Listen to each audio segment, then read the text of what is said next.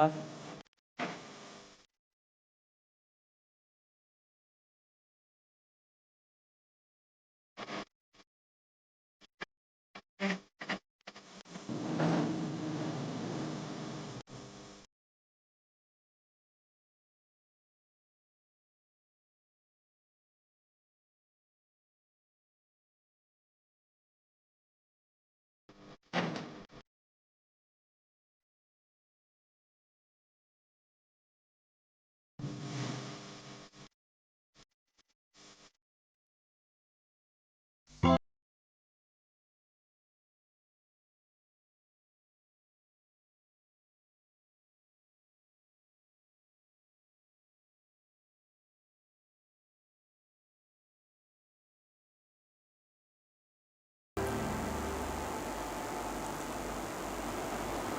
นอบน้อ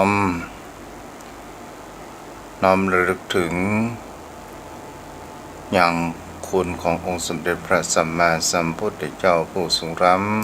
ำคุณพระธรรมคำสอนของพระองค์ผู้สูงส่งคุณพระสงฆ์สาวกของพระองค์ผู้ประเสริฐรวมก่อให้เกิดเป็นพระรัตนตรัยที่หมู่เฮาทั้งหลายได้กราบสักการะบูชาและเป็นที่พึ่งทางด้านจิตใจมาจนทุกวันนี้โดยเส้นก้าวของข้าพเจ้าและขอถวายความเคารพนอบน้อมใบสามายังครูบาอาจารย์พระเถรานุเถระพระภิกษุสงฆ์สามเณรพระสังฆาธิการสงฆ์สมณศักดิ์ บัณฑิตนักปราชญ์ท่านผู้มีความรู้ทุกรูปทุกท่านและขอเจริญพรมายังพระออกไม่ออกศรัทธาอันมีป้าหมอนแม่หมอนป้าอุ้ยแม่อุ้ยโยมพ่อโยมแม่ปีปานะท่านผู้ฟังผู้มีใจบุญผู้มีบุญทุกท่านที่ติดตามรับฟังธรรมะยามแรงทั้งทางสองสถานีวิทยุขึ้นแรกนั้นก็คือขึ้นเพื่อการศึกษาพระพุทธศาสนาและวัฒนธรรม 104.5 เมกะเฮิรตซ์ออกจากห้องส่งวัดไฟเห็น ตำบลสุเทพอำเภอเมืองจังหวัดเชียงใหม่โดยความเมตตาธรรมของท่านอาจารย์พระครูสมุวิศวัตวรกิจโจพร้อมด้วยกันนั้นขึ้นธรรมะสีขาวชาวประชาโดยความเมตตาธรรมของท่านอาจารย์พระครูอภิวัตรวัฒนาวิกรมพร้อมทั้งเครือข่ายสถานีวิทยุทุกสถานีในภาคเหนือในเครือข่ายขึ้นสีขาวทุกท่านทุกคนขอขอบคุณในความเมตตาธรรมของท่านอาจารย์ทั้งสองรูปวันนี้ก็มาอยู่กับกันโยมพ่อโยมแม่วันนี้เป็นวันที่มีอากาศร้อนและมีลมและก็ทำเมื่อมีเกิดอากาศร้อนอวมไปต่างๆนานาเกิดขึ้นดูไปแล้วมันก็เหมือนจะมีฝนถ้าพวกคนเฮาเปรียบอากาศตอนนี้ที่มันมีความร้อนอบอ้าวชมพ่อชมแม่เฮาก็อุปมาเหมือนหนังว่าเฮายังรอแห่งคำว่าลมพัดพารอแห่งคำว่าใส่ฝนเพื่อที่จะนำพาแห่งความลมเย็นพัดผ่านเข้ามาจิตใจของผู้คนเฮาก็เช่นเดียวกัน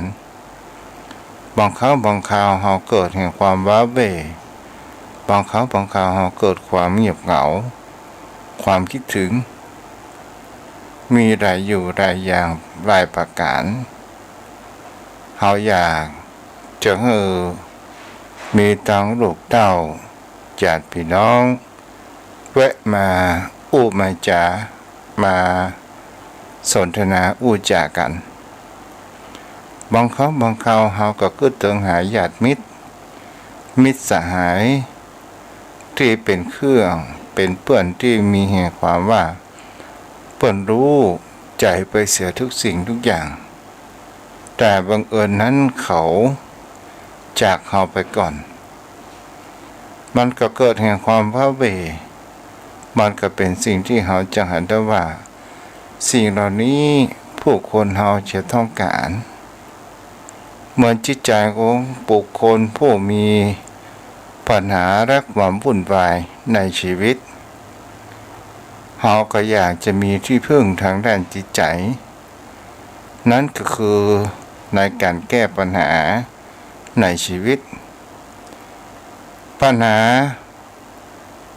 ทุกปัญหานั้นมีทางแก้บางสิ่งบางอย่างเป็นปัญหาในชีวิตของผู้คนเท่านั้นที่แก้ได้นั่นก็คือปัญหาภัยแห่งสังขารภัยแห่งธรรมชาติจะเป็นทางด้านแก่ทางด้านเจ็บและตายนั่นเองเป็นสิ่งที่ผู้คนเฮาถึงเฮาบ่อยากจะได้ถึงเฮาบ่อยากจะเอาถึงเฮาอยากบ่อยากจะได้และเฮาหนีไปทุกคนทุกแห่งสิ่งเหล่านี้มันก็ยังติดตามเฮาไปอยู่ตลอดเวลานั่นเองวันนี้เจ้าพ่อเจ้าแม่ที่ได้รับฟังที่ตุเจ้าจะได้ต่อไปก็คือเกี่ยวกับพระธรรมคำสอนของพระพุทธองค์ที่พระองค์นั้นได้ตรัสไว้คือเป็นที่พึ่ง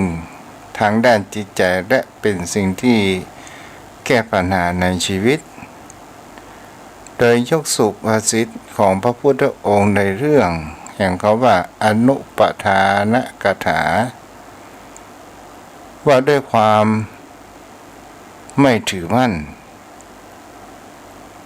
สิ่งเหล่านี้มันจะก่อให้เกิดแห่งเขาว่าไม่ถือมั่น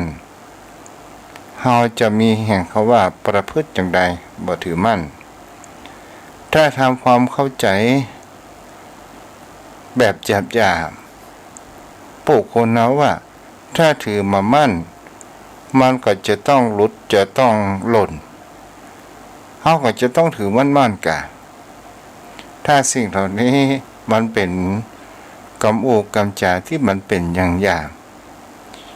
และก็เป็นสิ่งที่ผู้คนเฮาทั้งหลายในพุทธสุภาษิตของพระองค์ที่พระองค์นั้นได้ตรัสไว้ในอนัตตนสูตรอัตถกาวะ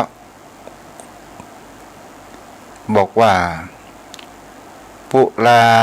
นังนาพินันทยะนเวขันติงนะกัพพะเยทิพยมาเนนะโสจยะอากาสังนะสิโตสิยาแปลเนื้อหาใจความว่าไม่พึงเพลิดเพลินของเก่าไม่พึงทำความพอใจของใหม่ไม่พึงเสียใจเมื่อของเก่าและของใหม่นั้นเสื่อมสูญและไม่พึ่งพาอาศัยอากาศวงเล็บเปิดวงคือตัณหาและวงเล็บปิดเจ้าพ่อเจ้าแม่ในข้อความนี้เนี่ยมันก็ถ้าเฮาไปแล้วเฮาบ่ควรที่จะเพลิดเพลินกับของเก่ามันหมายถึงอะไรอย่างเป็นสิ่งที่ผู้คนเฮาทั้งหลาย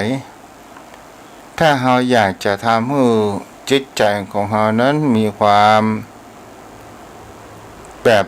เฮาความเป็นอยู่ของเฮานั้นสบายจิตใจ ไปได้รับภาระหนักหน่วงมากเกินไปหรือว่าเฮานั้นเดินทางตามแห่งเขาว่ามัชฌิมปฏิปทา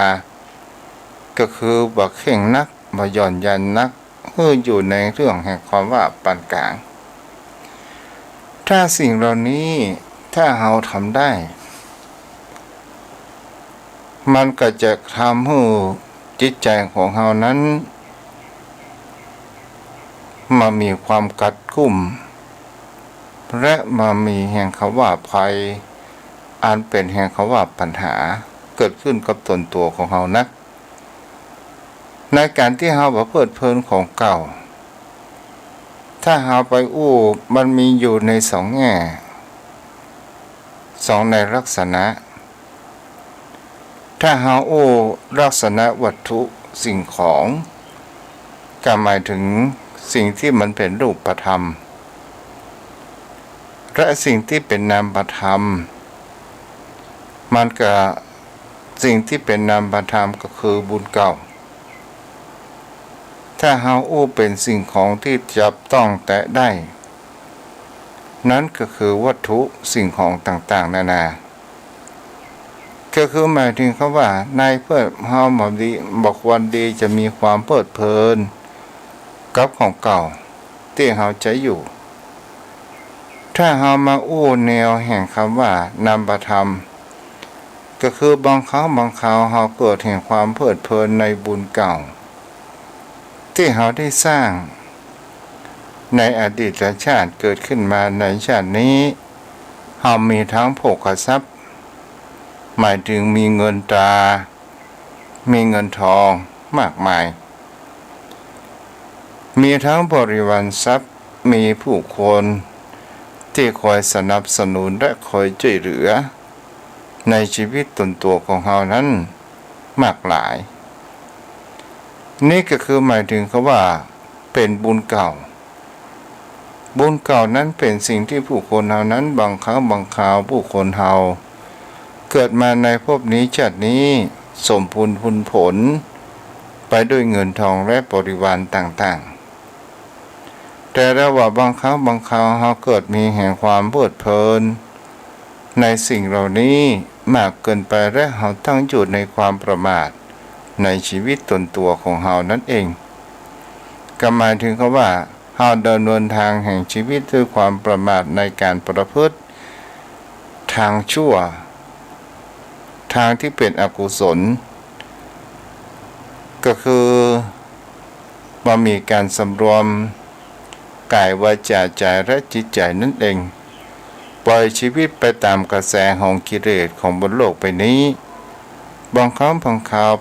มีใจข้องแวะในพระธรรมคำสอนของพุทธองค์และกับอาหารรักธรรมแห่งพระพุทธองค์นั้นเกิดขึ้นสิ่งนี้เราจะเห็นได้ว่าเป็นบุคคลที่มีความเพลิดเพลินกับของเก่าถ้าเป็นบุคคลที่มีความเพลิดเพลินกับของเก่าก็หมายถึงบุคคลที่บัดตั้งอยู่ในความประมาทในบุญกุศลเก่าและกระตั้งจิตใจนั้นได้ทำกุศลใหม่นั้นเกิดขึ้นถึงพร้อมและก็เป็นสิ่งที่ผู้คนเฮาแห่งประการหนึ่งที่มีคำว่าประพึงทำความพอใจของใหม่ถ้าเฮาในแง่บุญกุศลก็หมายถึงเขาว่าเฮาได้ทำบุญกุศลในภพนี้และเฮามีแห่งความว่าความปรารถนาและมีความตั้งจิตอธิษฐานไปต่างๆนานาโดยการบางครั้งบางคราวเฮาไปเพลิดเพลินกับบุญใหม่ของเฮาหรือว่าในภพนี้ชาตินี้เฮาได้มีความพยายามฝ่าฟันอุปสรรคปัญหาและเฮามีบุญเกิดขึ้นที่ทันตาหันและเป็นสิ่งที่เฮาจะเห็นว่าทำดีได้ดีตลอดจนถึงแห่งความกตัญญูต่างๆนานานี่ก็คือเป็นสิ่งที่มันเป็นนามธรรมที่เฮานั้นบอกควรที่จะมีความเพลิดเพลินมากเกินไป และเฮามาอู้ตัวแหมนี้แหมตัวหนึ่งบ่พึงเสียใจเมื่อของเก่าและของใหม่นั้นเสื่อมสูญตัวนี้เนี่ยมันเหมือนกับว่าเป็นวัตถุศรัทธาญาติโยมทั้งหลายและบ่พึงอาศัยอากาศในที่นี้หมายถึงคำว่าตัณหาถ้าเรามาดูแล้วถ้าเราอู้ในแนวแห่งคำว่ารูปธรรมก็คือเราบ่ควรที่จะมีความเพลิดเพลินกับทรัพย์สินสมบัติที่เป็นมรดกตกทอดรุ่นสู่รุ่นมากเกินไปเหมือนกับลูกเศรษฐีเศรษฐีนั้นฮักลูกเหมือนแก้วตาและดวงใจและมีการประคบประหงมและลูกเลี้ยงลูกอย่างกับเทวดาหมายถึงเขาว่าลูกจะทำอะไรอย่างมาให้ทำให้บุคคลที่มีแห่งเขาว่าได้รับใจทำไปเสียทั้งหมดไปเสียทุกสิ่งทุกอย่างวันเวลาผ่านไปอายุสังขารของผู้คนเหล่านั้นมันก็ต้องมีความว่าเสื่อมสูญและรับโลกนี้ไปเหมือนกันทุกคนเศรษฐีไม่ได้คิดในจุดนี้ว่าในการที่เขาจะให้ลูกทำมาหากินพึ่งตัวเองนั้นได้อย่างใดแต่ตัวเองนั้นมีความหลงใหลในทรัพย์สินสมบัติและมีความคิดว่าเงินทองที่เรามีอยู่นั้นกิน10 ชาตินั้นก็บ่หมดก็เลยมีความรักลูกจะต้องการอะไรอย่างจะทำอะไรอย่างก็โดยการที่ว่าใช้เงินใช้ทองนั้นอยู่ตลอดภายหลังมาเศรษฐีนั้นได้ถึงแก่กรรมไปแต่ลูกเศรษฐีนั้นดำรงชีวิตนั้นบ่เป็นถ้าเอาอุปมาเหมือนดังนกถ้าแม่บ่สอนหัดบินนกตัวนั้นก็คงจะเป็นพิการและบ่สามารถที่จะบินนั้นได้สิ่งเหล่านี้แหละเราก็เป็นสิ่งที่จะหันว่าอย่างกับลูกเศรษฐีเดิมทีมีเงินมากมายก่ายกองแต่มีความประพฤติประมาทได้คบคนพาลไปหาพิษได้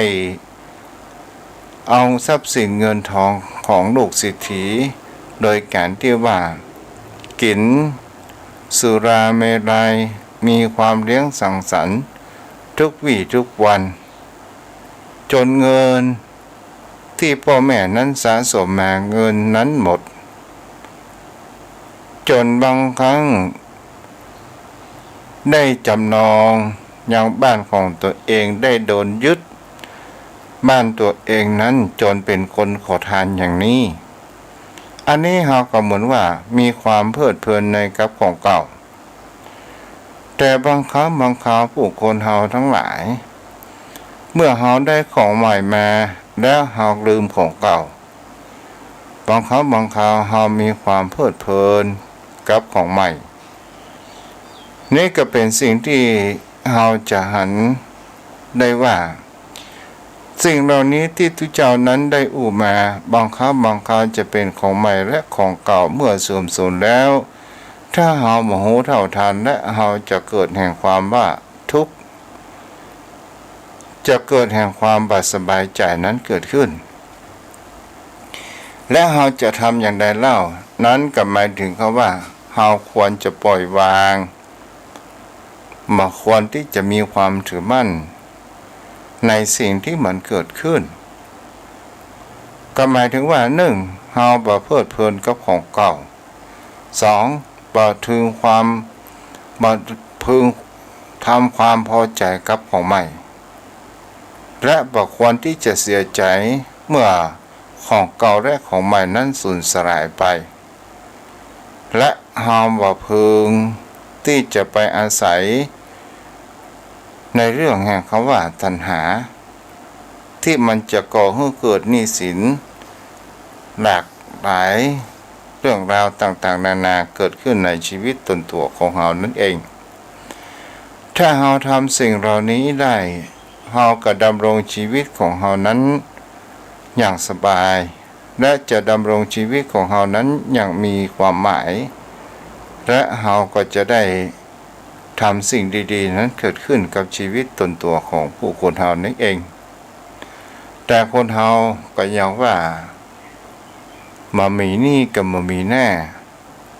บางครั้งบางคราวมันก็จำเป็นแต่บางสิ่งบางอย่างถ้าเฮามีหลักธรรมของพุทธองค์แล้วถ้าเฮาอู้สรุปง่ายก็คือยินดีในสิ่งที่เฮามีอยู่จงยินดีในสิ่งที่เฮามีอยู่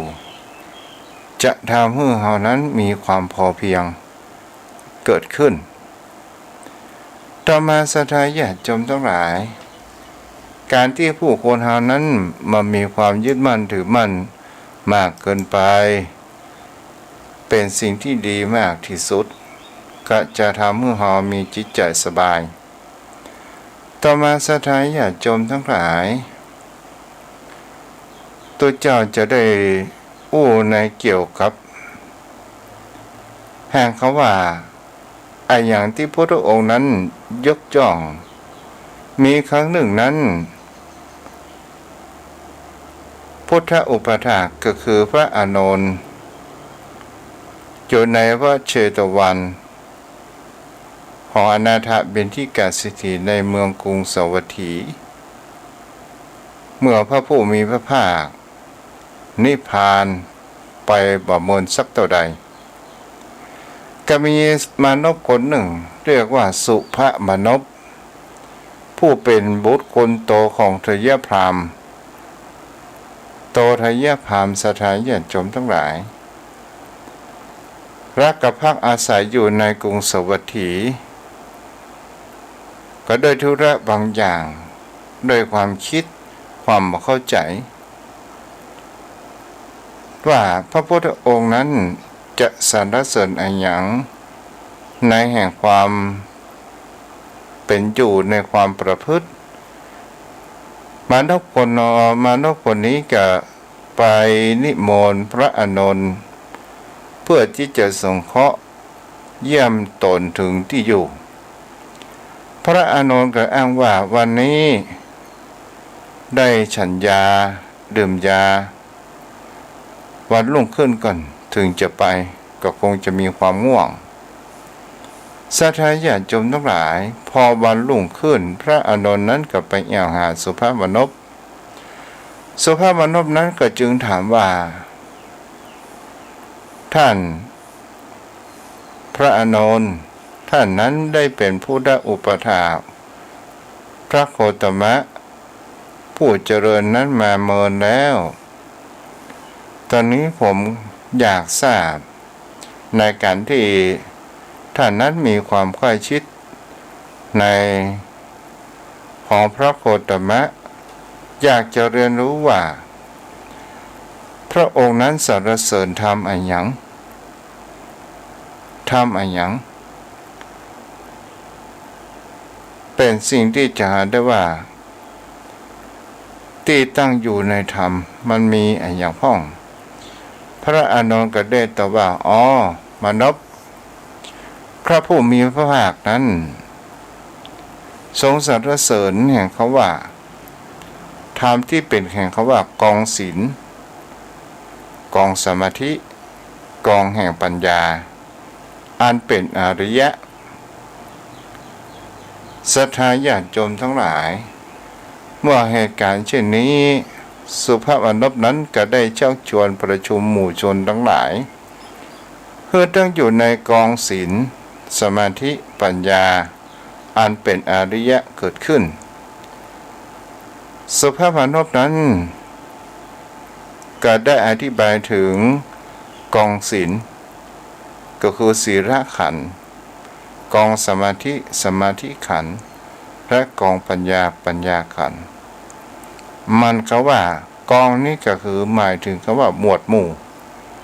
ศรัทธาญาติโยมทั้งหลายรักธรรมเหล่านี้เราจะเห็นได้ว่าพระอานนท์ก็ยังได้อธิบายต่อไปว่ากองศีลโดยเนื้อหาใจความนั้นบุคคล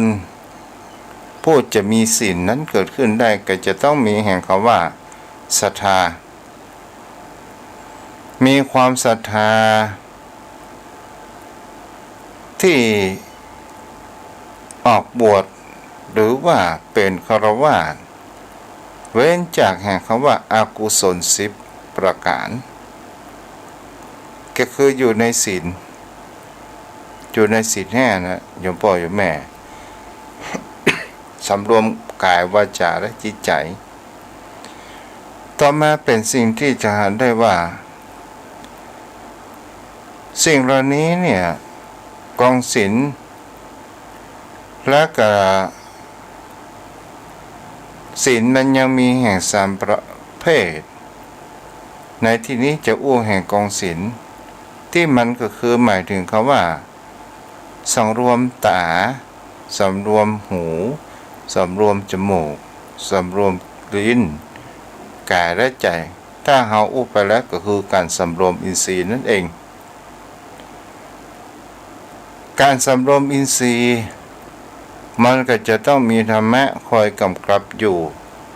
แห่งตัวหนึ่งนั้นก็คือแห่งคำว่าสติสัพพัญญะตัวนี้เป็นสิ่งปัจจัยสำคัญมากที่สุดเมื่อเรามีสติสัพพัญญะและเรามีความสันโดษด้วยปัจจัยอันเป็นเครื่องนุ่งห่มโดยการที่ในที่นี้อู้ถึงแห่งความเป็นเปิดคำว่าเป็นภิกขุคือหมายถึงคำว่าจีวรบิณฑบาตเป็นวัดและชำระจิตอันจะออกจากนิวรณ์กองปัญญาอธิบายถึงวิชา8มีวิปัสสนาญาณก็คือญาณเห็นแจ้งแห่งสภาวะความเป็นจริงของบนโลกใบนี้จนถึงอาสวะขยญาณถ้าเอาอู้ไปนี้โยมพ่อโยมแม่ก็คงจะมีความบอกเข้าใจคงจะมีความบุกวนถ้าเอาอู้ไปแล้วสรุปไปแล้วว่าธรรมที่ของพระองค์นั้นสรรเสริญว่าบุคคลเราถ้าว่าทำสิ่งเหล่านี้ได้จะเป็นศีลจะเป็นสมาธิจะเป็นปัญญาถ้าเราทำสิ่งเหล่านี้ได้มีความประพฤติแล้วมันจะก่อให้เกิดแห่งความสันติสุขและก่อให้เกิดแห่งความสบายใจและก่อให้เกิดแห่งความมีแห่งความว่าเมตตาธรรมเกิดขึ้นศรัทธาญาติโยมพ่อโยมแม่เฮาจะเห็นได้ว่าศีลถ้าเฮามาหมีกันโลกนี้มันจะมีแต่ความวุ่นวายโกลาหลมากมายหมายถึงเขาว่าโลกนี้ถ้าว่ามันบุคคลขาดศีลธรรมกันมากมันก็จะต่อสู้กันแห่งการฆ่ารบฆ่าฟันเพื่อชิงแห่งความเป็นดีเป็นเด่นว่าตนเองนั้นมีกำลังมากกว่าว่าตนเองนั้นมีทรัพยากรมากกว่าต่างๆนานานั้นเกิดขึ้นนี่ก็คือเป็นสิ่งที่เราจะหันกันได้ว่าทำไมอย่างในปัจจุบันทำไมราคาน้ำมันถึงแพงแก๊สมันถึงแพงก็เพราะว่ามีเพียงแค่2-3ประเทศที่มันมีความโกรธเคืองกันต่อมาก็มีผู้แต่ละประเทศที่อยู่เบื้องหลังก็ได้เกิดแห่งคำว่าก่อให้เกิดจราจรการชิงการยื้อแย่งเพื่อจะเอาทรัพยากรของธรรมชาติแก๊สก็เลยแปลงน้ำมันก็ยิ่งแปลงโยมพ่อโยมแม่นี่ก็เป็นสิ่งที่เราก็จะหันได้ว่านี่แหละเป็นสิ่งที่คำว่าโลกมันขาดศีลโลกมันขาดศีลธรรมการเกิดขึ้นโยมพ่อโยมแม่เราก็เรามาดูสังเกตทำไมข่าวฆ่ากันแต่งกันหึงหวงกันและรังแกกันบางครั้งบางคราวพอเพียงแค่หน้าตาก็ยังถูกไล่ ถูกด่าถูกยิงแต่งกันตายก็เพราะว่ามันขาดศีลธรรมทำไมคนเฮามันถึงขาดศีลธรรมเล่าเพราะว่าผู้คนเฮานั้นมันขาดแห่งการปลูกฝังขาดการแห่งความปลูกฝังแห่งศีลธรรมเจ้าพ่อเจ้าแม่เฮาก็ลองดูสังเกตว่าตั้งแต่เปิดเอาหลักสูตรหน้าที่ของคนละเมืองเหมือนสบายยมพ่อเจ้าแม่ได้ท่องหน้าที่ของคนพลเมืองเกิดขึ้นและก็มีแห่งคำว่าศีลแล้วยมพ่อโยมแม่ส่วนใหญ่ก็จะตั้งอยู่ในแห่งคำว่าหิริและโอตตัปปะมีความเกรงกลัวต่อบาปเชื่อฟังกรรมพ่อกับแม่ฟังกรรมของครูบาอาจารย์และในปัจจุบันเล่าและก็เป็นสิ่งที่เราจะเห็นว่าในปัจจุบันพ่อแม่ได้อบรมได้บอกได้กล่าวเหมือนดังเดิมแต่ลูกนั้นเป็นสังคมไปเอาแห่งตัวอย่างในมือถือก็ถามหรือว่าในทีวีก็ถามหรือตัวอย่างในที่โรงเรียนก็ถามเพราะอันนั้นบางครั้งบางคราวมันก็มีแห่งความว่าซึมซับอย่างครับโยมพ่อโยมแม่ในสมัยก่อนนั้น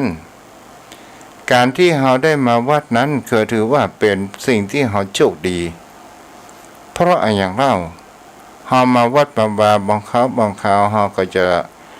ได้กินของที่พระสงฆ์องค์ข้าเจ้าฉันเสร็จแล้วฉันเสร็จแล้วเหลือมาถึงเรานั่นเองและก็เป็นสิ่งที่หันได้ว่าผู้คนทั้งหลายจะหันแห่งความมีน้ำอกน้ำใจและเป็นกิจกรรมแห่งความสามัคคีของคนชุมชนอย่างนี้เป็นต้นนี่แหละเป็นสิ่งที่ผู้คนเหล่านั้นในโลกยุคปัจจุบันถึงมันมีความวุ่นวายและมีความเห็นแก่ตัวก็เพราะว่าสิ่งนี้แหละมันขาดศีลธรรมกันนั่นเองต่อมาแห่งคำว่ากองแห่งสมาธินี้เหมือนทุกเจ้าได้อุปไปแล้วว่าคนเราทุกคนนั้นมีสมาธิเป็นสมบัติของมนุษย์เหมือนกันทุกคนเราจะรู้ได้เลยว่าเรามีสมาธิเราก็ลองดูว่าเราจะกระทำสิ่งใดประการหนึ่งอย่างเช่นเราจะทำอาหารกันกินซอยหัวหอมซอยผักหรือว่าเราปอกผลไม้ก็ตามถ้าเราไม่มีสมาธิมีดนั้นก็จะเข้ามือเราเพราะอย่างเขาว่าสมาธิมีเขาจะหันได้ว่าเราเอาจิตไปจดจ่อที่ปลายมีดและก็มีแห่งคำว่าสตินั้นควบคุมดูแลอยู่เพื่อที่จะมาให้มีดนั้นเข้ามือตุนโตของเราอันนี้ก็เป็นสิ่งที่เราจะเห็นได้ว่ามีแห่งคำว่าสมาธิตัวนี้เป็นสิ่งที่เป็นสมาธิเกิดขึ้นปัญญามันเกิดมาจากไหนเล่าปัญญามันก็เกิดมาจากแห่งคำว่าผู้คนเฮามีศีลผู้คนเฮานั้นมีสมาธิและปัญญาเกิดจากการแห่งการฟังถ้าผู้คนเฮาบ่มีสมาธิในการฟังบางคราวเปิ้นอู้อันหยังเฮาก็บ่สามารถที่จะจำได้ถ้าเฮาตั้งสมาธิในการฟังถึงไผข้างหูอันหยังก็ตามแต่จิตเฮามีสมาธิในการฟังและเฮาก็จะจับเรื่องราวสิ่งเหล่านั้นเกิดขึ้นได้นี่แหละเรียกว่าสมาธิโยมพ่อโยมแม่ที่พระพุทธองค์นั้นสรรเสริญเมื่อผู้คนเฮานั้นมีสิ่งเหล่านี้เกิดขึ้นมันจะเป็นตัวนำพาเข้าไปสู่แห่งคำว่าอริยะ อริยะก็คือหมายถึงบุคคลผู้มีจิตแห่งความอันเป็นบุคคลผู้ประเสริฐนี่เราก็ลองศึกษาตึกดองดูว่าโยมพ่อโยมแม่เป็นสิ่งที่คุณเฮานั้นควรจะกระทำกันและเฮาก็จะได้เรียนรู้แห่งวิถีชีวิตตนตัวของผู้คนเฮานั้นเองต่อมาก็เป็นจะเล่าเรื่องให้โยมพ่อโยมแม่ได้ฟังได้คิดกันก็คือเรื่องนี้เป็นเรื่องในแห่งสังคมในยุคพ้นหัวในยุคปัจจุบันที่มันเกิดขึ้นศรัทธาญาติโยมมีแม่ค้าอยู่คนหนึ่งก็ชื่อว่ากันนิกาถ้าไปกระทบชื่อภัยก็ขออภัยแล้วกันนิกาคนนี้ก็มีอายุประมาณ70 ปีแล้วแกได้กระทำในการอาชีพสมาอาชีพในการทอดกล้วยขายได้ส่งเสียลูกอยู่2 คนศึกษาเราเรียนนั้นจนถึงจบปริญญาและก็มีการงานทำและก็มีครอบครัวแต่ตัวเองนั้นต้องอยู่คนเดียวจะมาก็ต้องลุกเพื่อที่จะเตรียมวัตถุสิ่งของเพื่อที่จะนำมาไปขายในช่วงประมาณสัก8 โมงตอนเช้าก็ไปตั้งร้านบังเอิญนั้นมีบุคคลที่ไปหันและก็ได้ไปหันในวิถีชีวิตของแม่กันนิกาของคนนี้นั่นคือคุณอุดมศักดิ์ศรัทธาญาติโยมทั้งหลายคุณอุดมศักดิ์นี่ได้ไปหันวิถีชีวิตของเจ้าแม่กันนิกาคนนี้ก็ได้ไปสอบถามว่ายายทำอาชีพการทอดกล้วยขายนี้มาตั้งแต่ไหนแล้วแกก็บอกว่าก็ตั้งแต่แม่นั้นเมื่ออายุประมาณสัก20 ปีก็ทอดกล้วยขายแล้วลูกของแล้วสามีของแม่นั้นมีก่อแกก็บอกว่ามีแกแล้วตอนนี้มีไหนโอ้แยกทางกันไปหมดแล้วและแม่มีลูกกี่คนโอ้ยแม่มี2 คนตอนนี้ลูกไปไหนโอ้เขาไปเรียนจบโดยการที่ทอดกล้วยส่งเขาจนเขามีครอบครัวอยู่คนติคนต่างมันเหมือนเขาจะมาแอวหาแล้วลูกบอกเขาว่าแม่มีความชราแล้วเพิ่งพักผ่อนยังก็บอกแล้วบอกว่ายังพักผ่อนแล้วเขาว่าจะส่งเงินมาให้ป่านนี้ก็ยังมาหันเขาส่งเงินมาให้สักบาทเดียวแต่แม่ก็มีความภูมิใจในการที่ว่าขายกล้วยแขกทอดกล้วยแขกขายอยู่เป็นประจำทุกวันนี้ก็เพราะมีกินก็เพราะกล้วยแขกประทังชีวิตในการทำมาสมาอาชีพในการที่ถูกต้องและก็เป็นสิ่งที่เราจะหันได้ว่า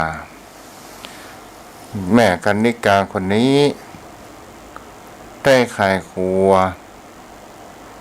อยู่แถวหน้าโรงเรียนศรัทธาญาติโยมทั้งหลายบังเอิญมันมี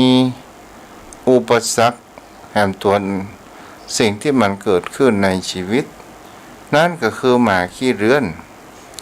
ซึ่งมันได้จับจองที่อยู่ใกล้ๆที่ขายกล้วยแขกของแม่ คนนี้ศรัทธาญาติโยมทั้งหลายแม่กานิกาคนนี้และหมาขี้เรือนนี้มันมีแห่งเขาว่ามีกลิ่นเหม็นเพราะว่าเนื้อตัวมันมีความสะอาดและก็เดินเยาะเยาะย่องแย่งส่วนมากมันก็นอนไก่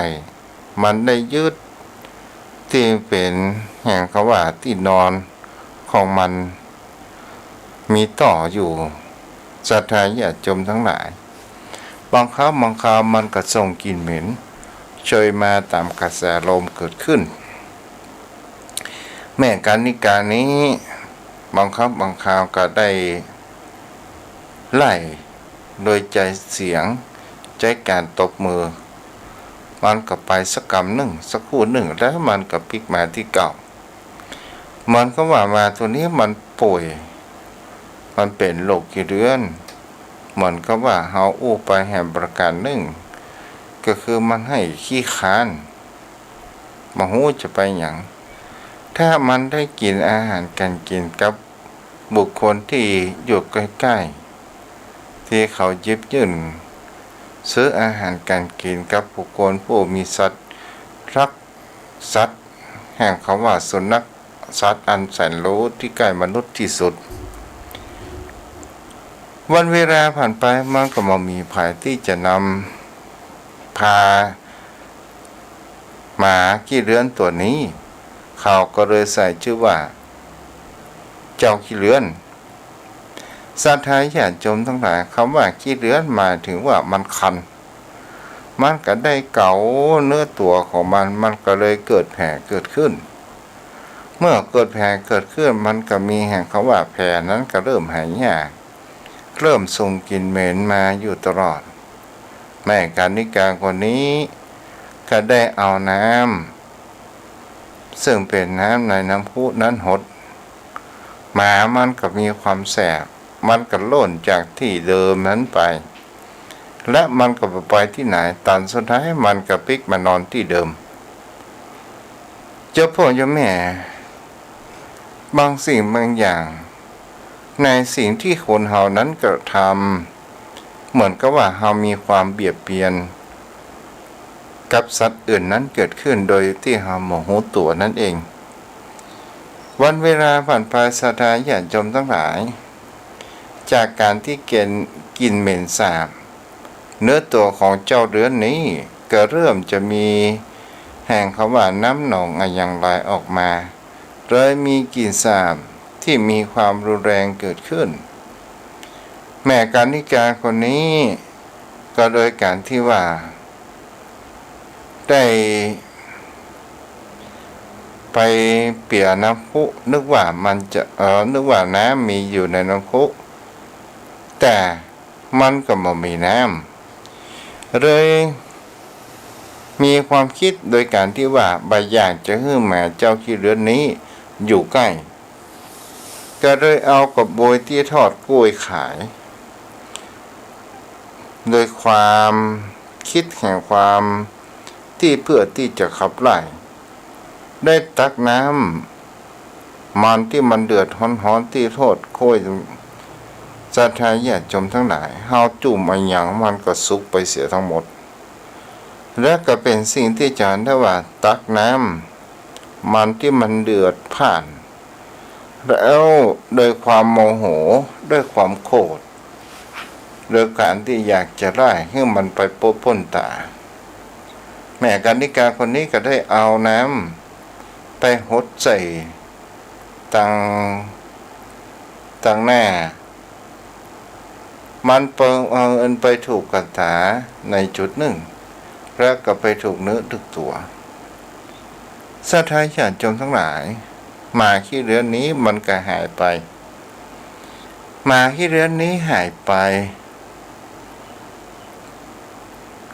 มันไปคงไปนอนอยู่ในสติ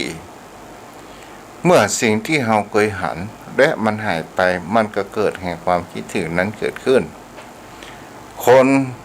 แม่กานิกาคนนี้ก็ถามและก็ได้หันว่าหมาขี้เรือนนี้มันหายไปไหนพอวันเวลาผ่านไปเห็นสักแค่วัน ได้หันได้ว่าปิกมามีตัวหนอนสะสม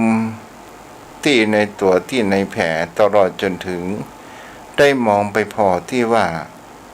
เอาน้ำมันสาดได้หันว่าตาสุนัขขี้เลื้อนตัวนี้เนี่ยเริ่มมีอาการแห่งคำว่าบอดมืดเกิดขึ้นก็คือหมายถึงตาเสียไปข้างหนึ่งและแหมข้างหนึ่งนั้นก็มีความมัวฟางศรัทธาญาติโยมทั้งหลายสักแสนรู้มันก็หูจักแห่งเขาว่าคนใดมีความเมตตาและบ่มีเมตตาแม่กานิกาคนนี้ก็โดยความสำนึกผิดโดยความสำนึกแห่งว่าโอ้เฮาทำอันอย่างลงไปทำให้กับ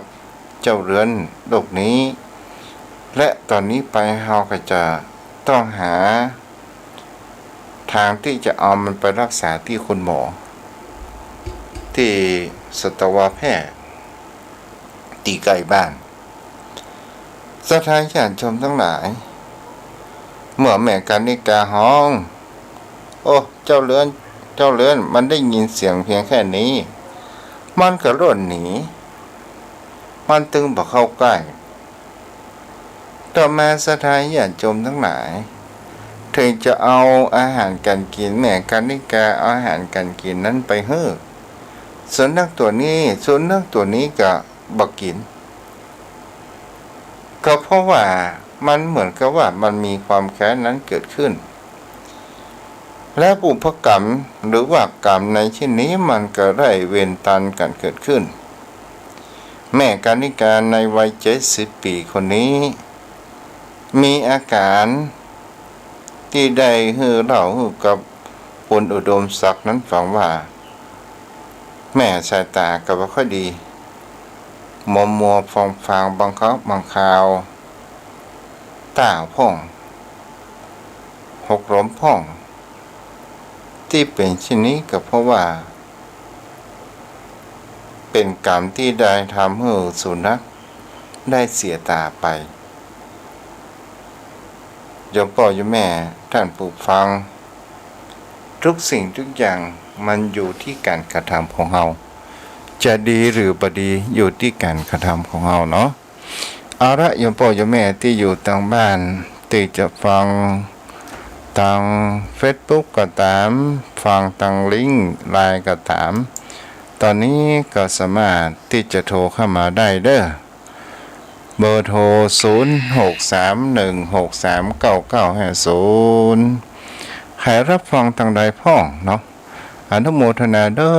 ที่ติดตามรับฟังทาง Facebook ผู้รับชมมีอยู่3ท่านด้วยกันเนาะใครอยู่ฟังอยู่ทางบ้านจะสามารถจะโทรเข้ามาได้เด้อ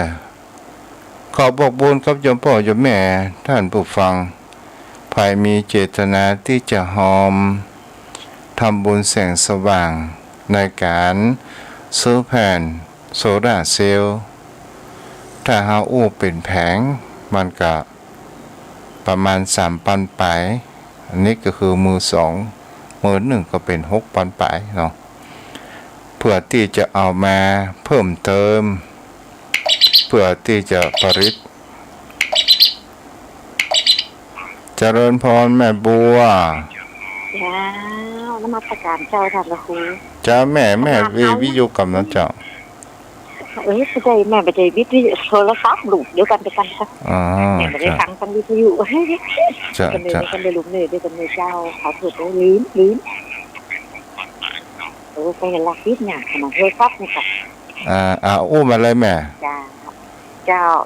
ที่แม่ว่าอันอย่างก็คนเฮาขนาดตั้งใจทำหน่อยังมีบาปไม่กรรมถึงขนาดนี้เนาะเจ้า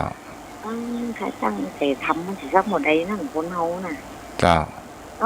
อีแม่แต่ก่อนนี่แม่มีอยู่ตัวลูกเอ้ยตั้งอีแม่เกิดมาให้แม่บ่เคยหันมาใส่แพมเพิร์สกำเตี้ยซื้อแพมเพิร์สปุ่นลูกเว้ย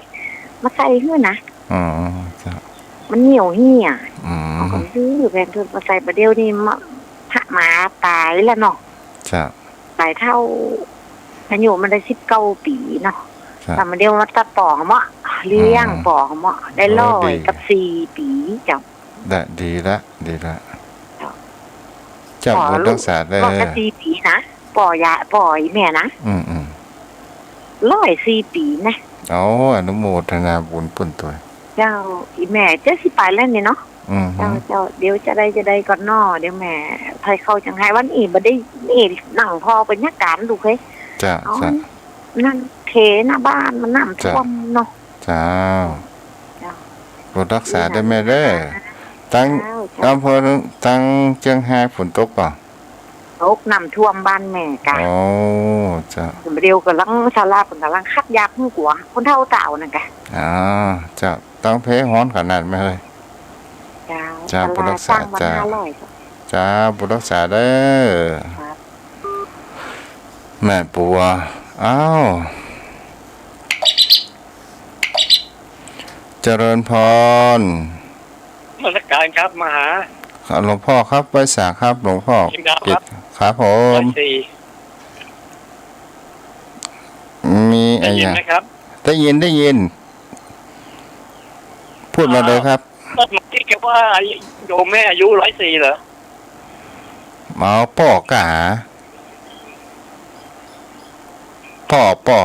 ของโยมแม่ว่าอายุโยมแม่เขา104ใช่ไหมไม่ใช่ว่าพ่อของเขาพ่อปิดาของแม่บัวเนี่ยพ่อของแม่บัวเนี่ยเปิ้นอายุได้100 ปลายจ้ะ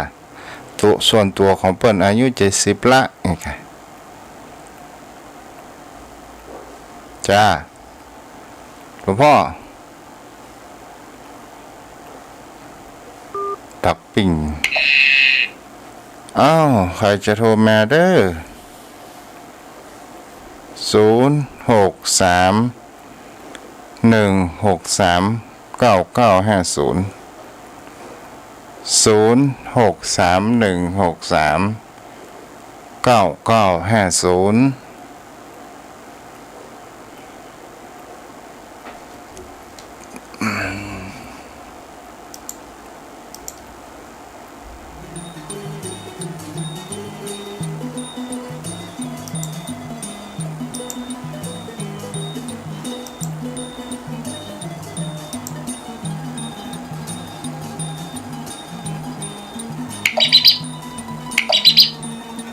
เจริญพร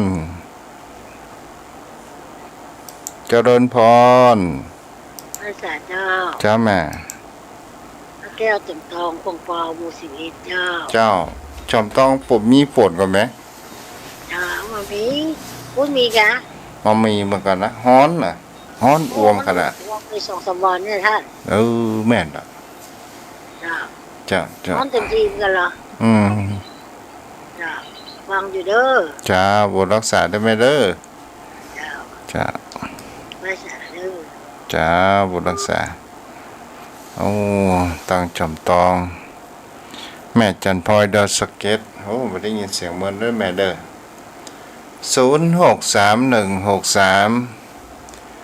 0631639950เข้าใจกันโทรมาเด้อเรือให้สัก2 นาที 3 นาทีเนาะวันนี้เปิดสายจ้ากันเดี๋ยวจะคืนเวลาให้ทางสถานีวิทยุเนาะ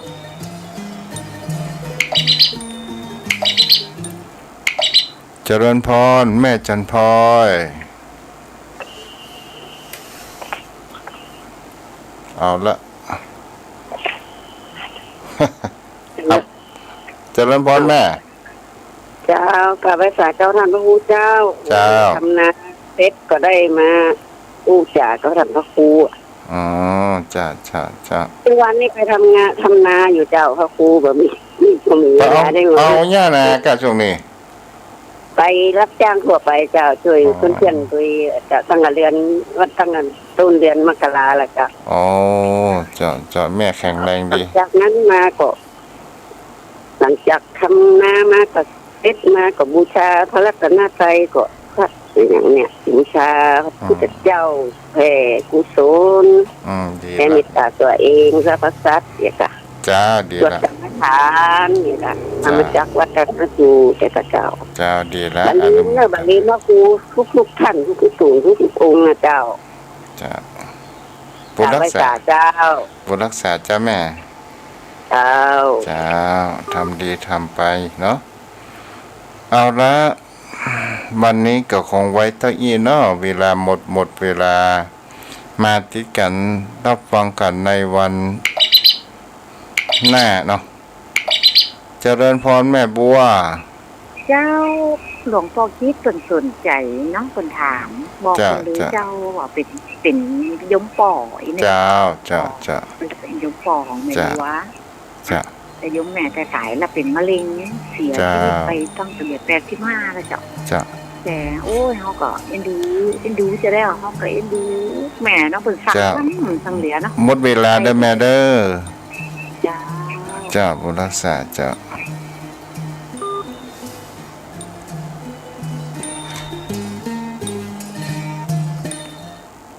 วันที่หน้าก็มารับฟังกันใหม่เด้อ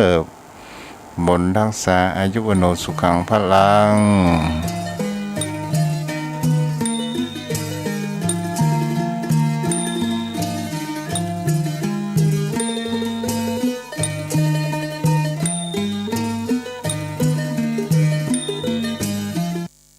ธงชาติและเพลงชาติไทยเป็นสัญลักษณ์ของความเป็นไทยเราจงร่วมใจยืนตรงเคารพธงชาติด้วยความภาคภูมิใจในเอกราชและความเสียสละของบรรพบุรุษไทยประเทศไทยรวมและเชื้อชาติไทยเป็นประชารัฐผ้าไทยของไทยทุกส่วนอยู่ดำรงคงไว้ได้ทั้งมวลด้วยแค่ล้วนหมายรักษาพันธิตไทยนิรักสงบแต่ถึงรบไม่กล้าเอกราชจะไม่ให้ใครคุมขีสละเลือดทุกอย่างเป็นชาติทะเลพระดวงประเทศชาติไทยต้องมีชัยชโย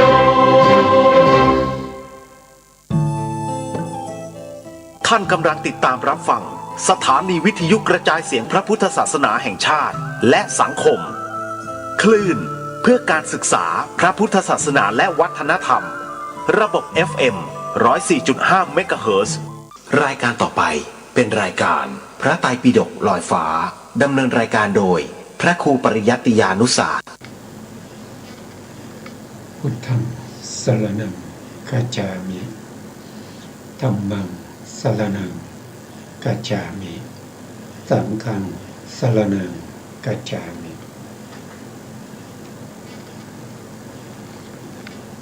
กราบนมัสการพระมหาเถระพระสังฆาธิการพระเถรานุเถระ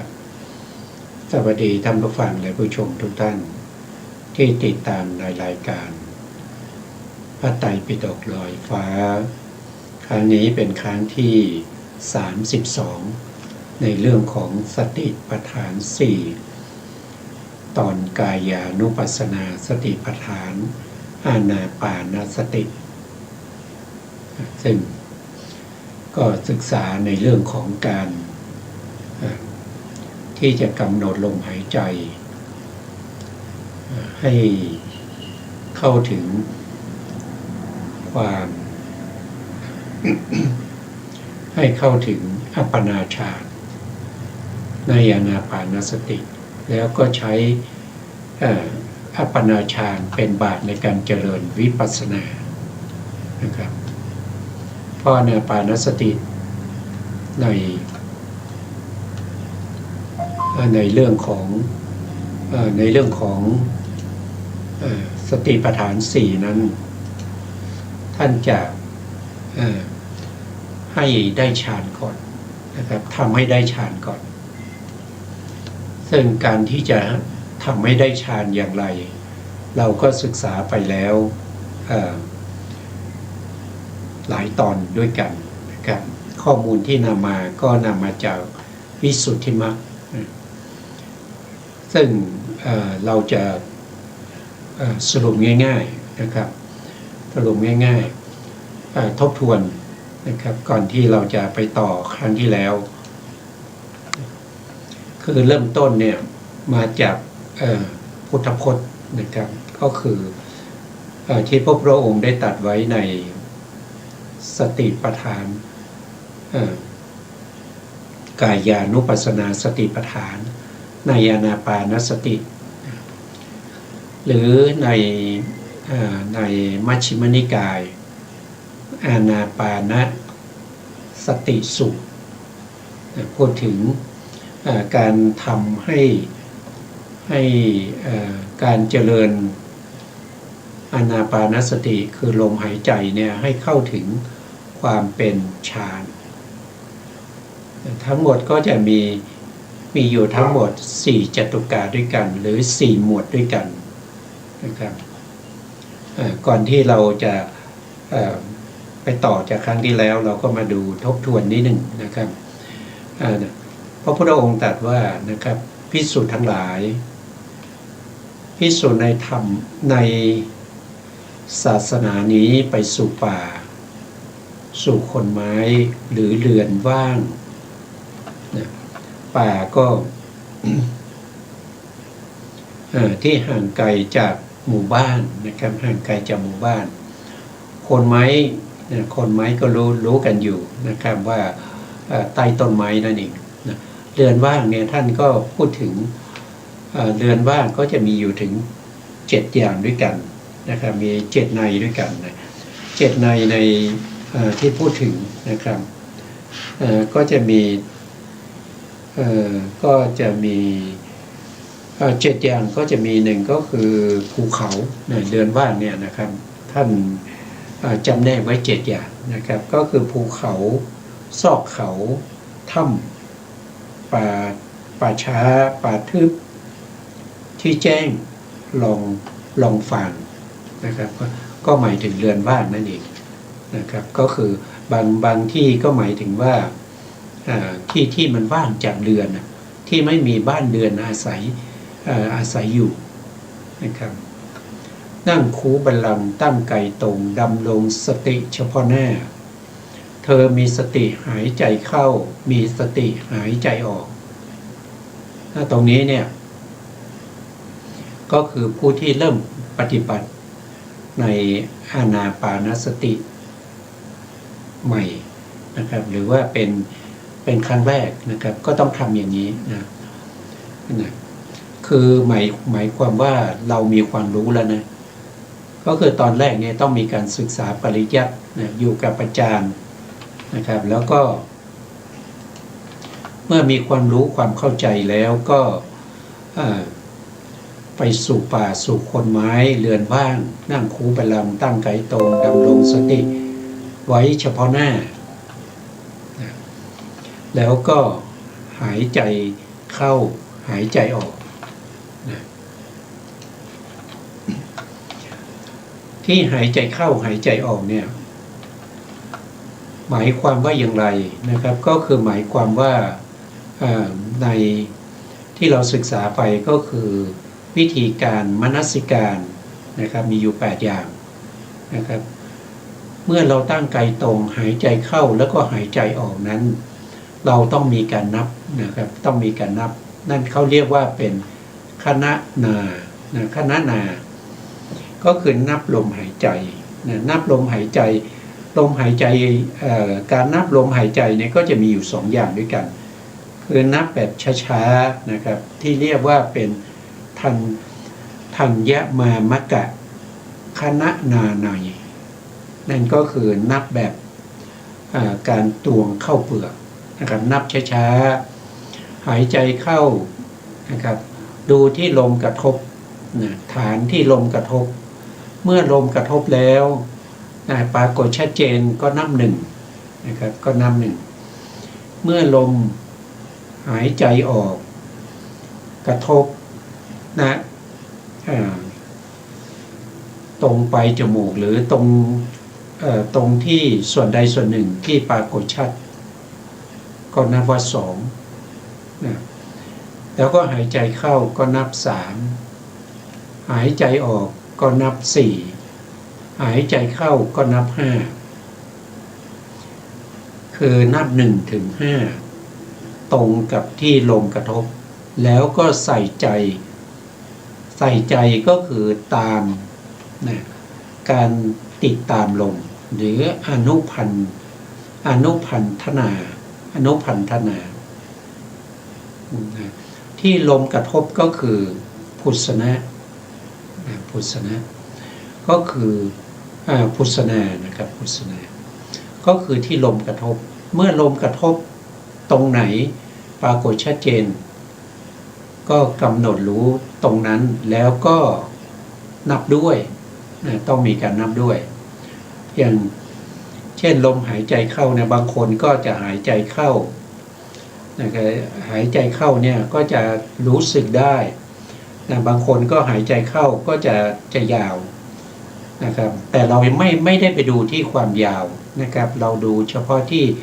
จุดที่กระทบอย่างเช่นหายใจเข้านะ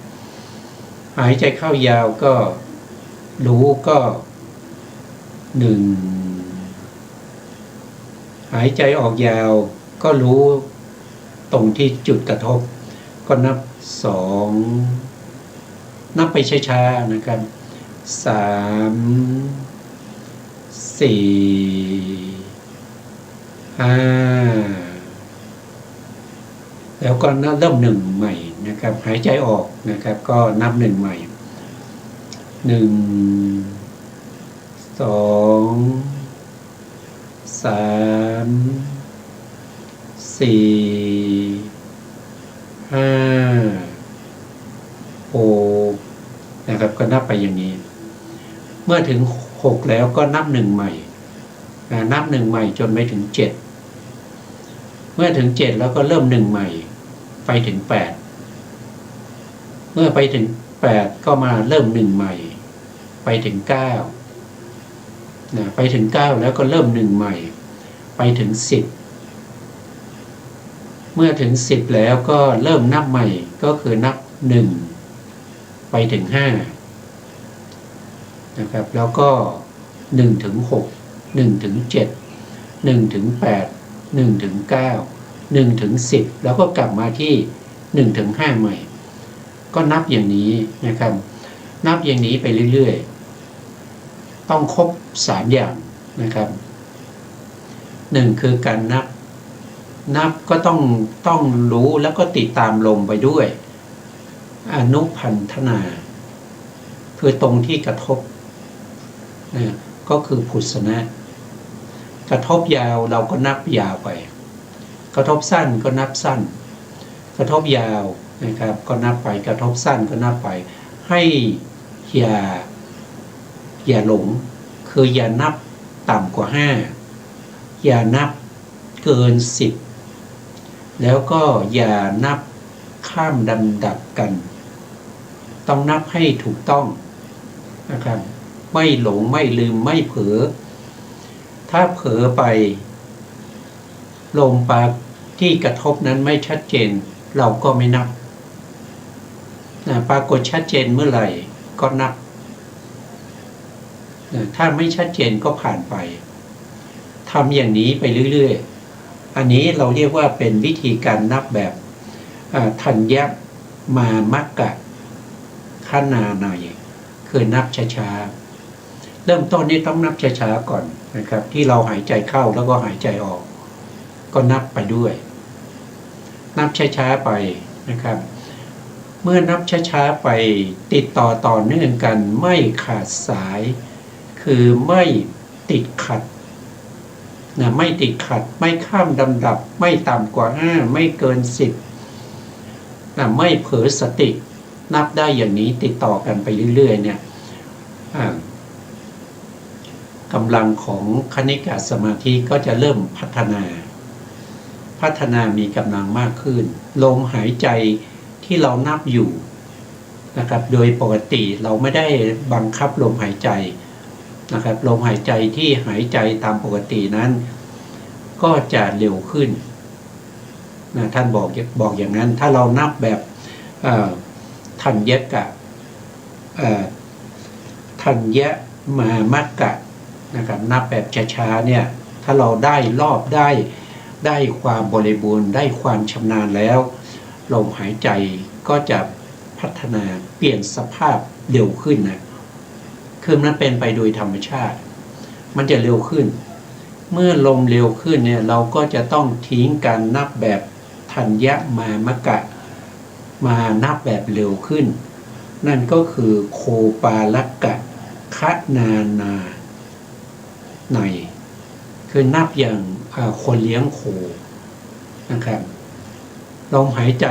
เข้าเร็วก็นับ1นับ2นับ3นับ4นับ5ก็นับอยู่นะครับเวลานับก็ต้องให้ตรงกันนะครับก็คือลมให้รู้ถึงลมกระทบที่ฐานที่เขากระทบแล้วก็ตัวจิตแล้วก็สตินี้จะต้องติดตามลมตรงนั้นถ้ากระทบถึงจะนับถ้าไม่กระทบไม่นับนะครับแล้วก็นับเหมือนเดิมแต่เร็วขึ้นตามลมหายใจเข้าแล้วก็หายใจออกอันนี้เรียกว่าเป็น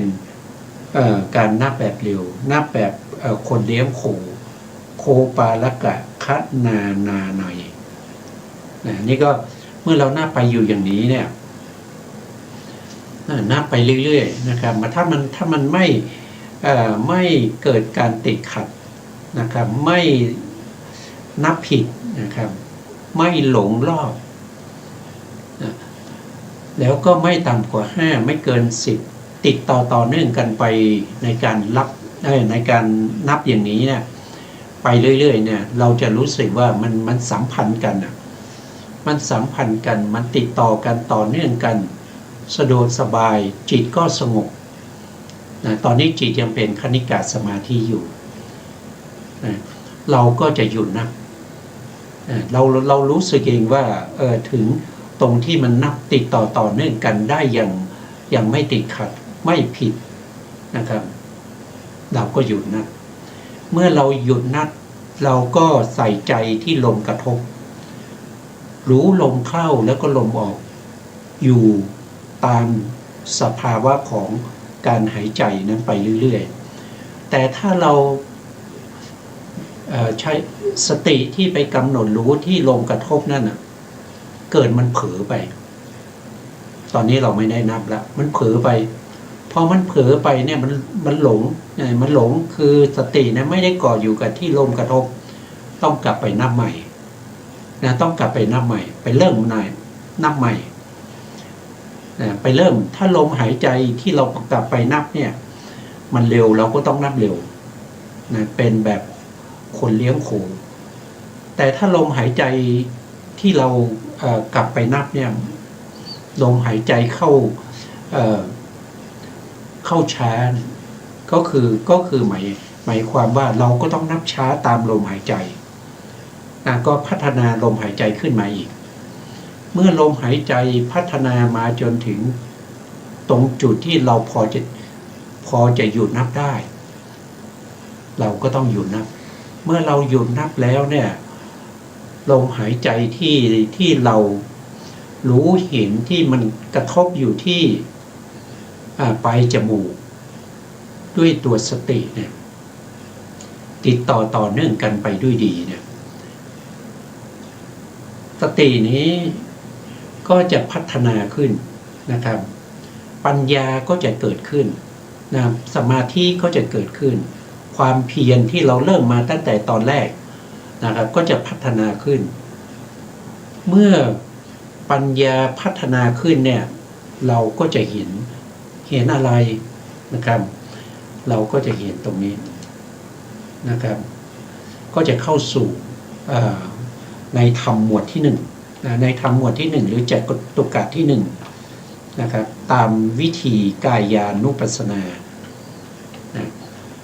คือเราจะได้ข้อที่1นะครับเราจะได้ข้อที่1ของธรรมหมวดที่1หรือจัตุกะที่1ในข้อที่1เมื่อเราหายใจเข้ายาวเราก็รู้ชัดหายใจเข้ายาวตัวรู้นั้นไม่ใช่เราไม่ใช่ตัวเราแต่เป็นตัวปัญญานะตัวปัญญาเนี่ยเขาจะมารู้ว่าขณะนี้หายใจเข้ายาวนะมันคือพัฒนามาตั้งแต่เริ่มนับ ตั้งแต่เริ่มออกจากเรือนนะครับ ไปสู่ป่าสู่คนไม้สู่เรือนว่าง แล้วก็นั่งคูบัลลังก์ตั้งกายตรงดำรงสติไว้เฉพาะหน้า แล้วก็กำหนดลมหายใจด้วยการนับนะครับนับแบบคนตวงเข้าเปลือกนะครับธัญญมามกะนะแล้วก็พัฒนาธัญญมามกะนั้นมาจนสู่ความเป็นโคปาลกะก็คือนับแบบคนเลี้ยงโค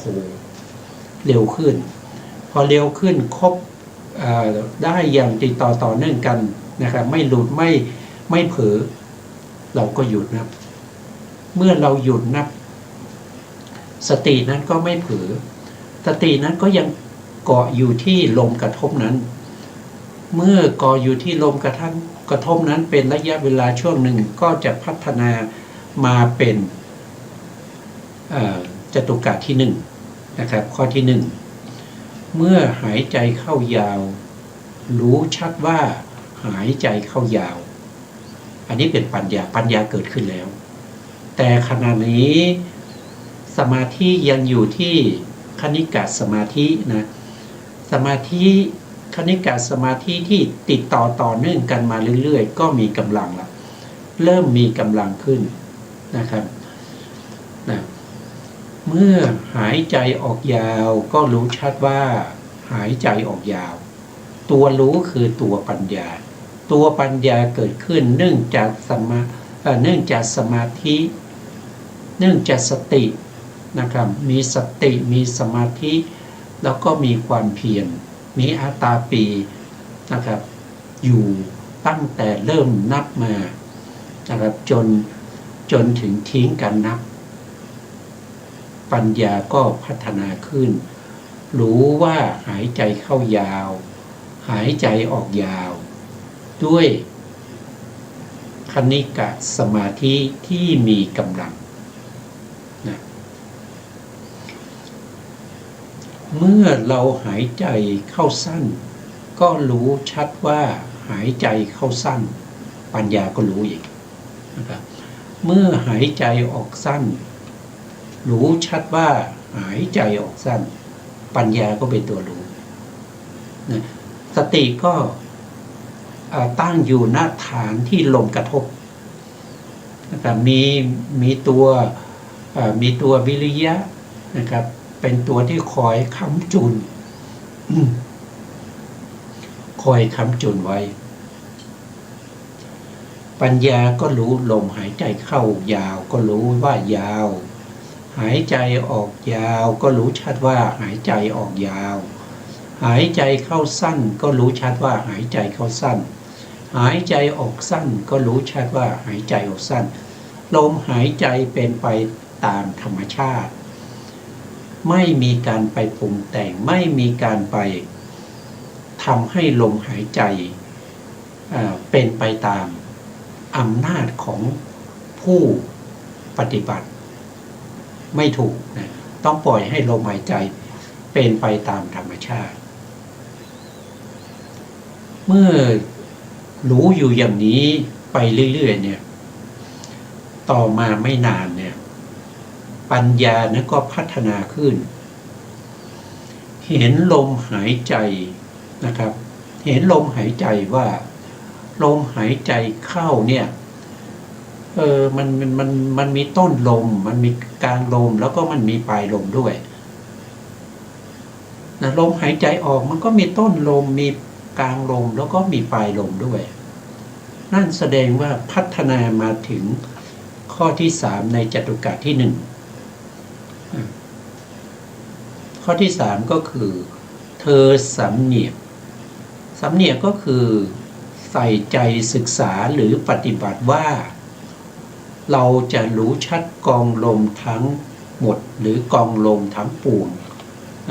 รู้ต้นลมกลางลมแล้วก็ที่สุดแห่งกองลมขณะหายใจเข้าเธอสำเนียกว่าเราจะรู้กองลมทั้งหมดขณะหายใจออกอันนี้ก็พัฒนาขึ้นเรื่อยๆนะ ลมหายใจของเราเนี่ยที่หายใจเข้าหายใจออกเริ่มมีคณิกาสมาธิที่มีกำลังมีสติเกาะติดอยู่ที่ฐานคือพุสนะพุสนานะแล้วก็มีวิริยะมีวิริยะประคองค้ำจุนไว้มีสมาธิมีปัญญาปัญญาก็มารู้สิ่งเหล่านี้นะรู้ว่าหายใจเข้าต้นลมอยู่ที่ปลายจมูกกลางลมอยู่ที่อกแล้วก็ที่สุดของลมก็อยู่ที่สะดือเวลาหายใจออกต้นลมก็อยู่ที่สะดือกลางลมอยู่ที่อกแล้วก็ปลายลมก็อยู่ที่จมูกเนี่ยก็รู้อย่างนี้ไปเรื่อยๆนะครับรู้ไปเรื่อยๆจนมากมายนะครับจนในที่สุดนะจนในที่สุดเนี่ยสมาธิก็จะมีกำลังมากขึ้นเปลี่ยนจากสมาธิที่เป็นคณิกะสมาธิที่มีกำลังมาสู่ความเป็นอุปจารสมาธิมาเป็นอุปจารสมาธิแล้วก็นิมิตที่เราที่เราบริกรรมที่เรานับนะที่เรานับแล้วก็เรากำหนดรู้ถึงจุดที่กระทบแล้วก็รู้กองลมทั้งปวงต้นลมกลางลมปลายลมนะพวกนี้เป็นนิมิตที่กระทบที่เราเห็นที่เข้ากระทบที่โพรงจมูกหรือตรงที่ปรากฏชัดเจนนั้นอันนั้นเราเรียกว่าเป็นนิมิตประเภทที่ว่าเป็นปริกรรมนิมิตปริกรรมนิมิตปริกรรมนิมิตเมื่อปริกรรมนิมิตเนี่ยมาจนถึงข้อที่3เนี่ยปริกรรมนิมิตมันก็จะกลายสภาพมาเป็นอุคหานิมิตอุคหานิมิตก็คือเขาจะเกิดเขาจะรู้ได้ด้วยทางใจคือตอนแรกเนี่ยรู้ได้ด้วยการกระทบที่กายประสาทใช่ไหมครับรู้ได้ด้วยถ้าเราพูดโดยวิถีเนี่ยเขาก็เป็นวิถีทางกายเรียกว่ากายวิญญาณกายทวารวิถีนะครับก็คือรู้ทางกายรู้การกระทบทางกายแต่เมื่อมาถึงข้อที่3นะครับย่อมสำเนียกคือรู้ต้นลมกลางลมแล้วก็ปลายลมเนี่ยในลักษณะนี้เนี่ยนิมิตเนี่ยก็จะมาเป็นพัฒนามาเป็นอุคหานิมิตนะครับเป็นอุคหานิมิตอุคหานิมิตแต่สมาธิยังเป็นคณิกะสมาธิอยู่นะยังเป็นคณิกะสมาธิอยู่เพราะฉะนั้นเราก็ไม่ได้สนใจที่อุคหานิมิตที่รู้ได้ด้วยทางใจเรายังกำหนดรู้ทางกายอยู่นั่นก็คือจุดที่กระทบสติตั้งไว้ที่จุดที่กระทบไม่ต้องไปสนใจอุคหานิมิตให้สนใจเฉพาะที่ลมกระทบเท่านั้นเมื่อเราทำอยู่อย่างนี้ไปเรื่อยๆ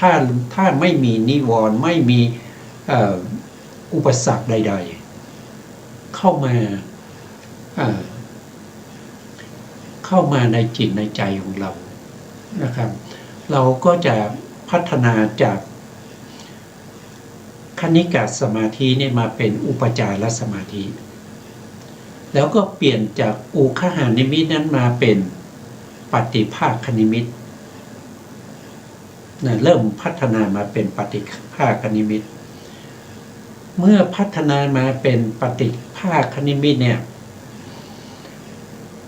เราก็จะเปลี่ยนจากการที่ใช้สติตั้งอยู่ณลมกระทบนั้นมากำหนดรู้ปฏิภาคนิมิตปฏิภาคนิมิตจะปรากฏที่ใจนะปรากฏที่ใจเราก็รู้ทางใจแต่ในขณะนั้นสมาธิ เป็นอุปจารสมาธินะเริ่มเป็นอุปจารสมาธิแล้วนะครับแล้วก็ลมหายใจนะก็เริ่มสงบนะเริ่มสงบระงับนะก็คือเข้าถึงข้อที่สี่นะเข้าถึงข้อที่สี่เธอสำเนียกว่าเราจะผ่อนลมหายใจ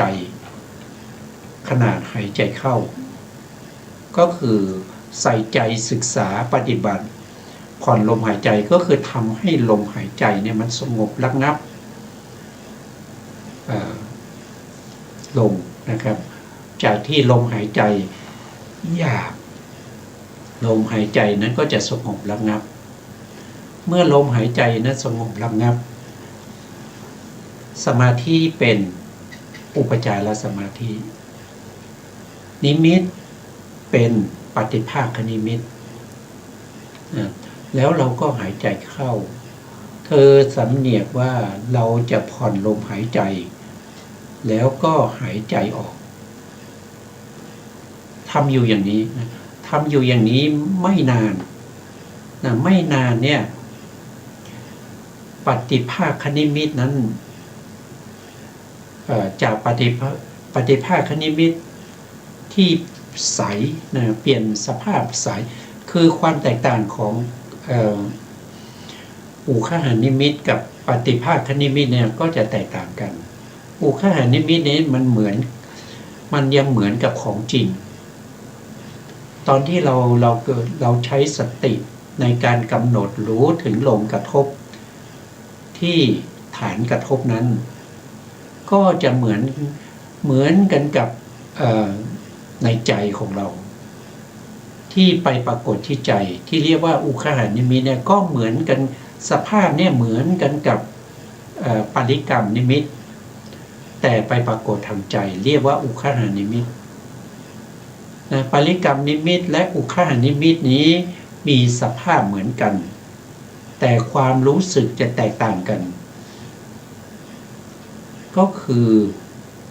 ปริกรรมนิมิตนี้จะรู้ได้ด้วยกายประสาทตรงที่ลมกระทบจริงๆแต่ถ้าเป็นอุคหานิมิตนี้จะรู้ได้ทางใจรู้ได้ทางมโนทวารไม่ใช่รู้ได้ทางกายประสาทไม่ได้รู้ด้วยกายวิถีอันนี้คือความแตกต่างกันทีนี้อุคหานิมิตนี้ก็จะแตกต่างกับปฏิภาคนิมิตอุคหานิมิตนี้มันเหมือนกับของจริงมันเหมือนกันกับปริกรรมนิมิตแต่เพียงเปลี่ยนมาอยู่ที่ใจเท่านั้นเองก็จะไปแตกต่างกับปฏิภาคนิมิตเพราะปฏิภาคนิมิตนี้จะไม่มีสภาพเหมือนกับของจริงแล้วสภาพเขาจะเปลี่ยนไปเป็นนิมิตที่มีความใสนะครับเช่นเห็นแก้วมณีนะครับที่สดใสเห็นดวงจันทร์ที่ผ่องใสนะครับเห็นหมอกเห็นควันนะครับที่ใสนะครับตั้งอยู่เฉพาะหน้าคล้ายๆอยู่ที่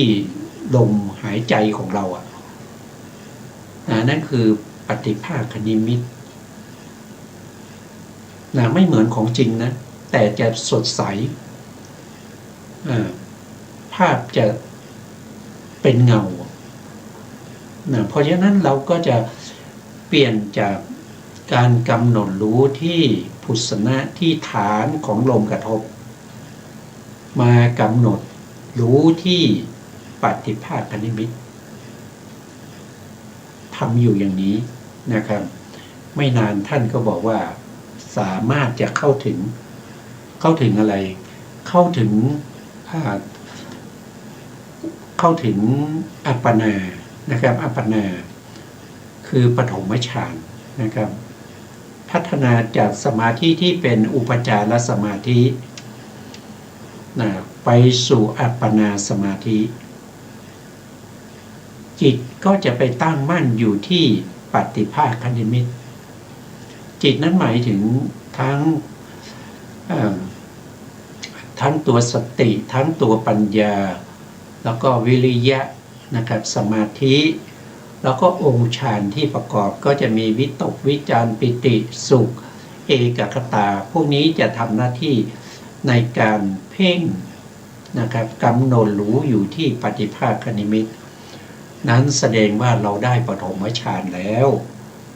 นะการได้ปฐมฌานเนี่ยครั้งแรกเราเรียกว่าเป็นอาทิกัมมิกะอาทิกัมมิกะฌานซึ่งได้ครั้งแรกจะได้เพียงดวงเดียวเท่านั้นได้ฌานจิตมาแค่ดวงเดียวเท่านั้นเมื่อฌานจิตในวิถีนั้นก็จะมีอาวชนะแล้วก็จะมีปริกรรมอุปจารแล้วก็โคตคูแล้วก็ฌานจิตเกิดขึ้นฌานจิตเกิดขึ้นแล้วก็ดับไปก็จะเป็นภวังคจิตเกิดต่อเพราะฉะนั้นก็จะมีกุศลจิตเกิดขึ้นอยู่5ดวงใน5ดวงนี้จะเป็นมหากุศลญาณสัมปยุตอยู่4ดวงแล้วก็ดวงที่5ก็เป็นกุศลฌานจิตนะเป็นกุศลแต่เป็นฌานวิธีนี้ก็จะเรียกว่าเป็นอาทิกัมมิกะฌานได้ฌานเป็นครั้งแรกเมื่อได้ฌานเป็นครั้งแรกแล้วก็วิถีที่เป็นฌานนะครับอาทิกัมมิกะฌานวิถีนี้หมดแล้วฌานดับไปแล้วภวังคจิตก็เกิดขึ้นภวังคจิตก็จะเกิดสับตรงนี้ไม่รู้จะเป็นเท่าไหร่กี่ดวงนะเกิดดับไปเรื่อยๆนะครับแล้วก็วิถีใหม่เกิดขึ้นก็จะเป็นปัจเจเวคขณะวิถีเป็นวิถีที่เกิดขึ้นโดยธรรมชาติของผู้ได้ฌานเป็นครั้งแรกเขาเกิดขึ้นเขาก็จะพิจารณาในเรื่องของฌานนะครับในเรื่องของฌานที่ได้ที่เพิ่งได้เมื่อกี้เขาก็จะไปเห็นวิตกวิจารปิติสุขเอกคตาซึ่งเป็นองค์ฌานที่ปรากฏชัดเจนในขณะนั้นแล้วก็ลงวิถีภวังคจิตก็จะเกิดเมื่อภวังคจิตเกิดขึ้นผู้ที่เขารู้เขามีปริยัติเขามีความรู้เขาก็จะเริ่มในการที่จะกำหนดลมหายใจใหม่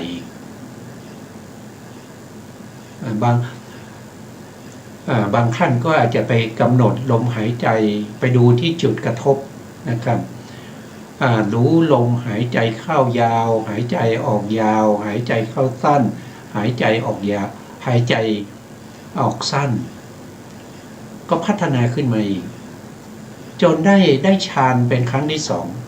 2นะครับก็ทำอยู่อย่างนี้วนอยู่อย่างนี้ใ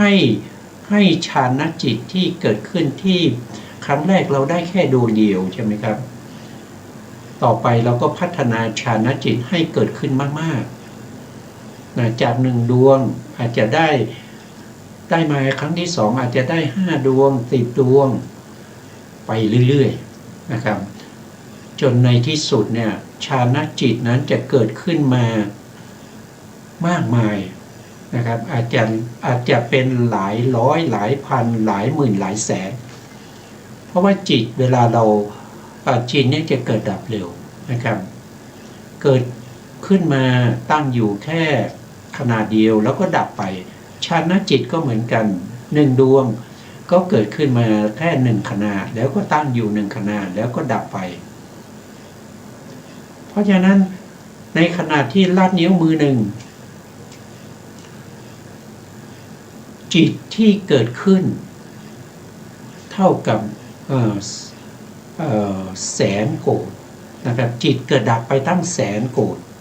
ถ้าเรามาเทียบเป็นวินาทีท่านก็บอกว่าใน1วินาทีเพราะฉะนั้น ใน1วินาทีเนี่ยจิตเกิดดับไปถึง400,000 โกฏขณะนั้นก็มากมายเหลือเกินแค่จิตที่เกิดขึ้น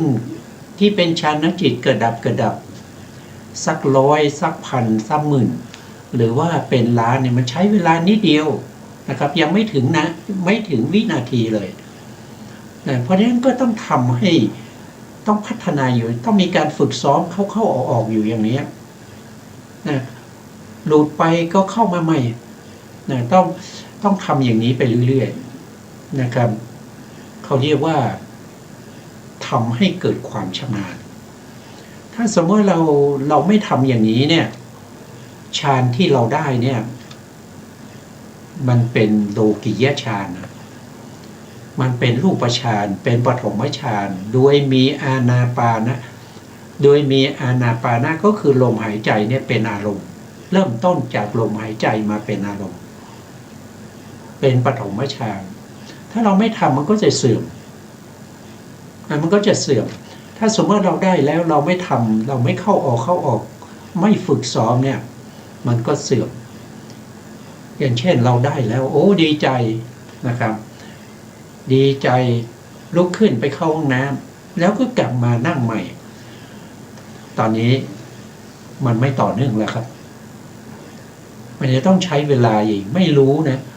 ไม่รู้แต่ละท่านนะแต่ละท่านแต่ละคนไม่เหมือนกันนะบางคนอาจจะต้องใช้เวลาหลายชั่วโมงกว่าจะได้อาทิกรรมิกะฌานใหม่บางคนอาจจะไม่ได้เลยนะครับอาจจะไม่ได้เลยจะต้องทำอย่างนี้ติดต่อกันไปอีกหลายปีกว่าจะได้อาทิกรรมิกะฌานขึ้นมาอีกเพราะฉะนั้นการได้ฌานครั้งแรกเนี่ยเป็นบาทเป็นเบื้องต้นแห่งการที่จะทำให้ฌานนั้นมีกำลังมีการพัฒนาไปสู่ความเป็นวัดสีก็คือความชำนาญนะครับก็เคยพูดหลายครั้งนะเรื่องของวัดสีนะ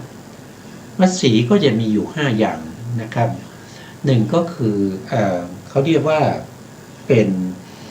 ชำนาญในการน้อมนึกนะครับเขาเรียกว่าอาวัชนะวสีนะครับเรียกว่าอาวัชนะวสีนะครับอาวัชนะวสีก็คือการหน่วงนึกเราต้องทำให้มันชำนาญเมื่อเรานึกถึงก็ให้เข้าได้เลยนะเรานึกถึงเมื่อไหร่ก็เข้าได้นี่เรียกว่าชำนาญในการหน่วงนึกวัชนะอันที่สองก็เรียกว่าเป็นเรียกว่าชำนาญในการเข้านะครับผมจำชื่อบาลีไม่ได้นะชำนาญในการเข้าก็คือเราอย่างสมมติว่าเราพูดคุยกับเพื่อนนะครับแล้วก็เวลาเราพูดคุยเนี่ยมันจะมีช่วงว่างใช่ไหมครับมีช่วงว่างเพราะจิตเกิดดับรวดเร็วลักนิ้วมือตั้งแสนโกฏมันก็มีช่องว่างพอมีช่วงว่างในการพูดคุยเนี่ยเขาก็จะเข้าฌานนะเขาก็นึกถึงเขาก็เข้าได้เลยแล้วก็เขาก็จะออกจากฌานอีกนะครับอันที่หนึ่งคือวัชนะวสีชำนาญในการหน่วงนึกอันที่สองก็คือชำนาญในการเข้านึกอยากเข้าเมื่อไหร่ก็เข้าได้อันที่สามก็คือชำนาญในการอยู่อันนี้เรียกว่าเป็นสมาบัติวิสีสมาบัติวิสีสมาบัติวสีโทษทีสมาบัติวสีคือชำนาญในการอยู่ในฌานอยากจะอยู่ในฌานแค่วินาทีก็อยู่ได้อยากจะอยู่ในฌานแค่จิตฌานจิตสัก200 300หรือ 3,000 ดวงเกิดดับก็อยู่ได้แล้วก็อันที่สามก็คือชำนาญในการออกจากฌาน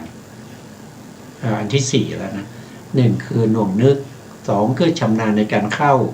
สามคือชำนาญในการอยู่สี่ก็คือชำนาญในการออกสมมติว่าเราอธิษฐานไว้เราตั้งใจไว้เราไม่ได้ไปดูเวลาหรอกนะครับเราเข้าฌานตอนนี้เลยแต่เราตั้งใจว่า1 ทุ่มนี้ให้ออกเลยตอนนี้เวลาเท่าไหร่ก็ไม่รู้ต่อไป1 ทุ่มเราก็เข้าฌานพอถึง1 ทุ่มปุ๊บก็จะออกจากฌานได้ ออกตรงเวลาเลยนะครับออกตรงเวลาอย่างนี้เรียกว่าชำนาญในการออกจากฌานอันนี้คือข้อที่4ส่วนข้อที่5เขาเรียกว่าปัจเจเวกวิสีวสีปัจเจเวกวสีก็คือชำนาญในการพิจารณาองค์ฌานอันนี้ก็เป็นก็ต้องผู้ที่ไม่มีปริยัติเนี่ยเขาไม่รู้นะผู้ที่เขาไม่มีสัจจญาณเขาไม่ได้ศึกษาไม่ได้รู้เนี่ยเขาจะไม่รู้เรื่องพวกนี้เขาจะไม่เข้าใจนะครับเพราะฉะนั้นความไม่เข้าใจเนี่ยจะทำให้เขาไม่ได้ฌานนะเขาไม่ได้ฌานแต่ถ้าเขาไปอยู่กับครูบาอาจารย์ที่มีความรู้ความสามารถนะครับก็สามารถที่จะได้ฌานได้แต่รายละเอียดย่อยๆอย่างนี้เนี่ยเขาไม่รู้ก็น่าเสียดายในโอกาสที่ว่าถ้าได้อธิกรรมมิกฌานแล้วไม่ทำต่อนะครับทำให้อธิกรรมมิกฌานนั้นหายไปอีกอันนี้ก็เป็นตั้งแต่เราศึกษามานะครับพูดมาอันนี้พูดย่อๆนะครับพูดย่อๆทบทวนให้ว่าในจตุกาสที่1นะครับในหมวดที่1เนี้ยในหมวดที่1นี้ที่พระองค์แสดงไว้เนี้ยตามวิธีของกายานุปัสสนาเนี่ยเป็นไปในความเป็นสมถะคือต้องทำให้ได้ฌานนะต้องทำให้ได้ฌานเพราะเราดูจากข้อที่1นะครับข้อที่2ข้อที่3แล้วก็ข้อที่4เนี่ยเขาพูดถึงเรื่องของฌานทั้งหมดเลยเข้าถึงฌานทั้งหมดส่วนในข้อในจตุกาสที่2นั้นอันนั้นจะเป็นสติปัฏฐานโดยตรงในหมวดที่2หรือจตุกาสที่2นั้นเขาจะพูดถึงในเรื่องของเวทนาเพราะฉะนั้นก็เป็นเรื่องของเวทนานุปัสสนาอันนั้นเป็นสติปัฏฐานโดยตรงนะครับแล้วก็ในเนี่ยนะครับก็เป็นเวทนานุปัสสนาเวทนานุปัสสนานี่เป็นสติปัฏฐานโดยตรงนะไม่ได้เกี่ยวกับเรื่องสมาธินะไม่ได้เกี่ยวกับเรื่องสมาธินะหรือว่าบางคนเนี่ยเขาอาจจะได้สมาธิมาจากจตุกาสที่1แล้วก็มาต่อเวทนานุปัสสนาก็ได้หรือว่าจะเจริญเวทนานุปัสสนาโดยตรงนะไม่ผ่านสมาธิก็ได้ในเวทนานุปัสสนานะครับท่านก็บอกว่าเธอสำเนียกว่าเราจะรู้ชัดปิติแล้วก็หายใจเข้าเนี่ยเธอย่อมสำเนียกว่า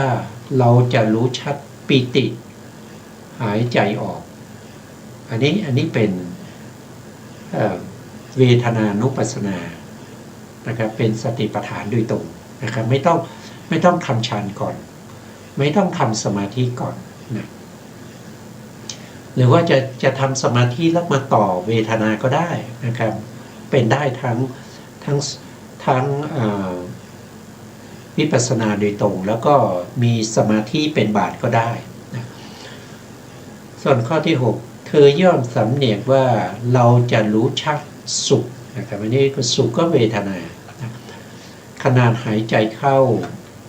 เธอสำเนียกว่าเราจะเป็นผู้รู้ชัดสุขขณะหายใจออกอันนี้ก็เป็นเวทนานะสุขเป็นเวทนาปิติเป็นเวทนาไหมถ้าถามว่าปิติเนี่ยเป็นเวทนาไหมก็ไม่ใช่นะปิติก็เป็นเจตสิกดวงหนึ่งนะครับเป็นเจตสิกที่อยู่ในเขาเรียกว่าปกิณณกเจตสิกเป็นเจตสิกที่ประกอบจิตโดยเลี่ยลายทั่วไปนะประกอบกับจิตประเภทที่เป็นประเภทที่มีเวทนาเป็นสมนัตเพราะฉะนั้นบุคคลที่จะปฏิบัติในข้อที่5จะต้องเป็นบุคคลที่มี มีมหากุศลประเภทที่เป็นเวทนาเป็นสมนัตตอนแรกอาจจะเป็นมหากุศลที่มีเวทนาเป็นสมนัตแต่เป็นญาณวิปยุตต่อมาก็พัฒนาเป็นญาณสัมปยุตอันนี้ก็รายละเอียดก็คงจะมีอยู่นะครับเราก็จะว่ากันต่อไปสุขนี้เป็นเวทนานะครับแล้วก็ต่อมาก็คือข้อที่ 7เธอสำเนียกว่าเราจะรู้ชัดจิตตสังขารจิตตสังขารในที่นี้ก็คือเวทนานะครับแล้วก็สัญญาเวทนาสัญญาก็เกิดจากอะไรก็เกิดจากผัสสะนะครับแต่ส่วนมากก็จะเป็นเขาจะพูดถึงเรื่องของเวทนาเวทนาที่เป็นสมนัตเป็นสมนัตเป็นโทมนัตเป็นสุขเป็นทุกข์หรือเป็นอุเบกขาขณะหายใจเข้าเธอสำเนียกว่าเราจะรู้ชัดจิตตสังขารคือเวทนาและสัญญาขณะหายใจออกข้อที่ 8เธอสำเนียกว่าเราจะผ่อนจิตตสังขารก็คือเวทนาและสัญญาหายใจเข้าเธอสำเนียกว่าเราจะผ่อนจิตตสังขารคือเวทนาและสัญญาหายใจออกในหมวดที่ 3หมวดที่ 3ก็เป็นสติปัฏฐานโดยตรงนะครับเป็นสติปัฏฐานโดยตรงไม่ต้องทำสมาธิก็เจริญได้หรือว่าผู้ที่ได้ฌานใช้ฌานเป็นบาตรแล้วก็มาเจริญหมวดที่ 3คือจิตตานุปัสสนาสติปัฏฐานก็ได้นะไม่มีข้อแม้นะครับข้อที่ 1ในจิตตานุปัสสนาสติปัฏฐานเธอสำเนียกว่าเราจะเป็นผู้รู้ชัดจิตขณะหายใจเข้า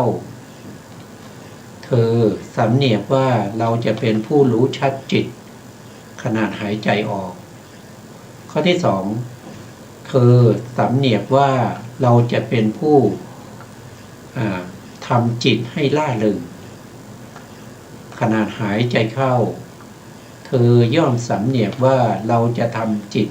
ให้ล่าเริงหายใจออกข้อที่ 3เธอย่อมสำเนียกว่าเราจะทำจิตให้มั่นคงหายใจเข้า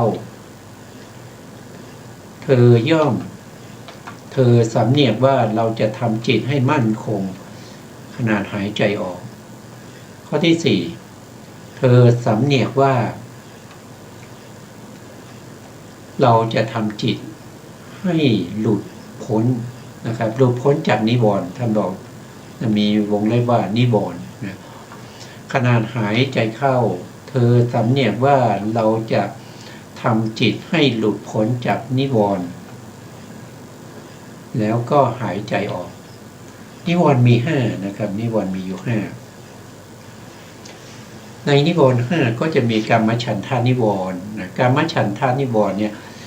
ตัวที่จะเป็นปฏิปักษ์ต่อกามฉันทานิวรณ์ก็คือเอกคตาในเอกคตากำจัดซึ่งกามฉันทานิวรณ์กามฉันทานิวรณ์แล้วก็มีกามฉันทานิวรณ์พยาปาทานิวรณ์พยาปาทานิวรณ์ก็คือได้แก่อะไรก็คือได้แก่โทสะนะครับก็คือได้แก่โทสะ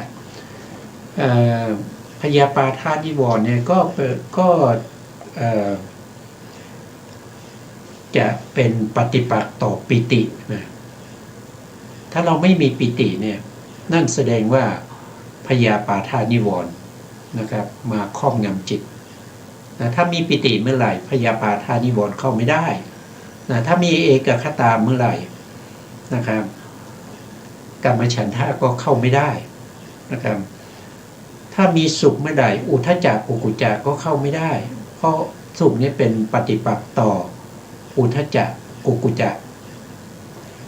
แล้วก็ถ้ามีวิตกนะครับวิตกซึ่งเป็นตัวที่สำคัญในปฐมฌานเป็นองค์ฌานที่มีความสำคัญถ้าไม่มีวิตก ไม่สามารถได้ฌานได้นะเพราะว่าฌานนั้นจะต้องผ่านปฐมฌานนะตัววิตกก็ไปกำจัดเสียซึ่งนิวรณ์ที่เรียกว่าเป็นถีนมิทานิวรณ์ก็คือความง่วงเหงาซึมเศร้านะครับหรือเกียจค้านนะครับก็กำจัดด้วยตัววิตกนะแล้วก็ถ้าวิจารณ์ก็เป็นปฏิปักษ์ต่อวิจิกิจฉาคือความลังเลสงสัยนะครับก็กำจัดได้ด้วยองค์ฌานวิตกนะวิจารปิติสุขแล้วก็เอกคตาวิตกกำจัดอะไรกำจัดถีนมิทะนะวิจารกำจัดอะไรวิจารก็กำจัดเสียซึ่งวิจิกิจฉานะวิจารปิติกำจัดเสียซึ่งพยาปาทะนะปิติสุขกำจัดเสียซึ่งอุทธัจจะและกุกุจจะเอกคตาก็กำจัดเสียซึ่งกัมมฉันทานิวรณ์และนี้ก็เป็นเรื่องของนิวรณ์นะครับในหมวดที่4ซึ่งเป็นหมวดสุดท้ายในเรื่องของสติปัฏฐาน4นะครับในอานาปานสติสติปัฏฐาน4ที่เกี่ยวกับอานาปานสตินะเป็นหมวดสุดท้ายนะครับก็เป็นธรรมานุปัสสนาสติปัฏฐานข้อที่1ในจตุกาที่4นะเธอสำเนียกว่าเราจะตามรู้ว่าไม่เที่ยงนะไม่เที่ยงก็อนิจจานุปัสสนาในตรงนี้นะครับขนาดหายใจเข้าเธอสำเนียกว่าเราจะตามรู้ความไม่เที่ยงหายใจขนาดหายใจออกข้อที่2เธอย่อมสำเนียกว่าเราจะตามรู้ความปราศจากสังขารนะปราศจากสังขารหายใจเข้าหายใจเข้าเธอย่อมสำเนียกว่าเราจะเป็นผู้รู้ความปราศจากสังขารหายใจออกข้อที่4ข้อที่3นะข้อที่3ก็คือสำเนียกว่าเราจะตามรู้ความดับของสังขารหายใจเข้าย่อมสำเนียกว่าเราจะตามรู้ความดับของสังขารหายใจออกข้อที่4ก็คือเราจะตามรู้การละกิเลสแล้วก็หายใจเข้านะครับแล้วก็หายใจออกนะครับอันนี้ก็เป็นเรื่องของอานาปานสติในสติปัฏฐาน4นะครับวันนี้เวลาเราหมดแล้วนะครับ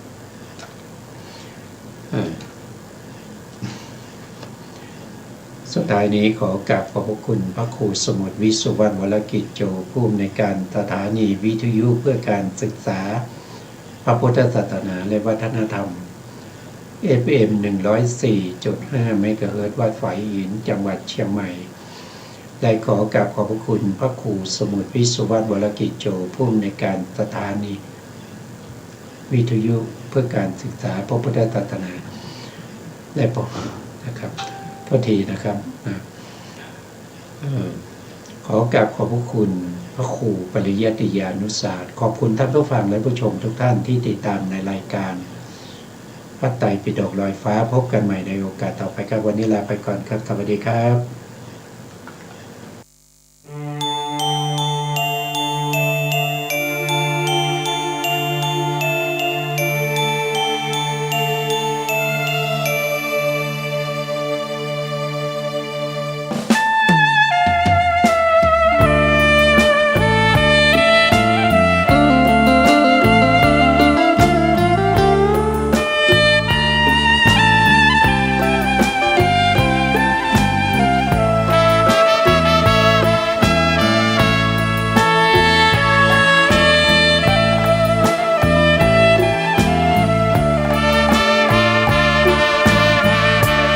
พุทธคุณเก้ามาบอกมาเล่าฟังเป็นความรู้ข้อหนึ่งคืออรหันต์บุคคลที่ควรเชิดชูเพราะท่านเป็นผู้ กิเลสไม่มีสัมมาสัมพุทโธผู้ลบความโง่ให้เราเหล่านี้ตรัสรู้ด้วยพระองค์เองแท้เสงฟ้าปัตภีข้อ200,000ดีผู้คนบูชา3วิชาจารณาสัมปันโน4สุขโตรวมกันแปลได้เลยนะหมายถึงผู้รู้ประพฤติถึงธรรมล้ำค่าอีกสุขโตต่อมาผู้เสด็จไปด้วยดีอาโลกวิทูหมายถึงเป็นผู้แจ้งในโลกนี้อนุตตโรปุริสัทธัมมาสารถิข้อ6ก็มีความแปลให้ฟังเป็นผู้ฝึกผู้สอนมนุษย์ได้ดีและก็ไม่มีผู้ใดเทียมเท่าสักครั้งข้อ7ศรัทธา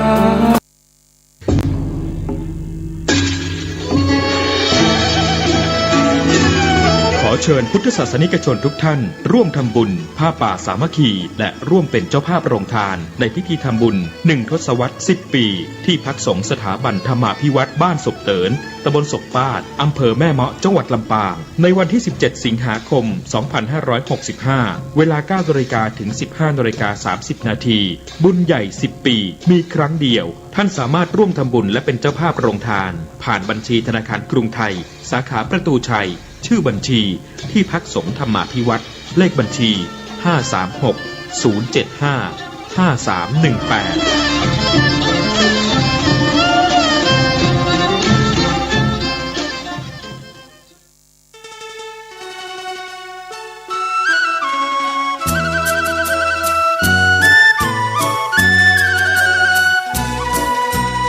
ัยทั้งหลายที่ผ่านพ้นไปนั่นสุขบ้างทุกข์บ้างมันเป็นธรรมชาติของชีวิตแต่ขอทั้งวัดทั้งบ้านทั้งราชการทั้งโรงเรียนครูบาอาจารย์ได้สมัครสมานสามัคคีกลมเกลียวอย่าแตกความสามัคคีกันรู้รักสามัคคีประสานกายใจกันไว้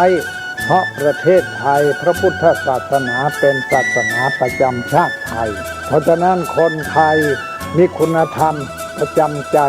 ประจำกายรักษากายวาจาใจให้เจริญมั่นคงเพื่อเป็นการผูกสัมพันธไมตรีด้วยพรหมวิหารธรรมคือให้มีเมตตาปราณีเอื้ออารีซึ่งกันและกันไว้จะแตกความสามัคคีกันให้สัมพันธ์กายสัมพันธ์ใจในกันและกันไว้อย่าแตกความสามัคคีประเทศชาติเราก็เจริญมั่นคงเศรษฐกิจเราก็เจริญมั่นคงสังคมเราก็เจริญมั่นคง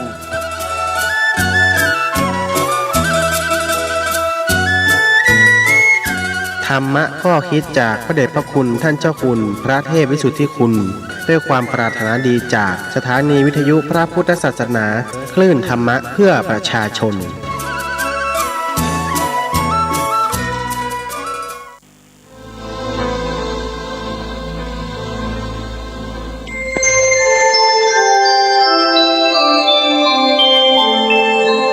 ขณะนี้ท่านกำลังฟังสถานีวิทยุกระจายเสียง FM 104.5 เมกะเฮิรตซ์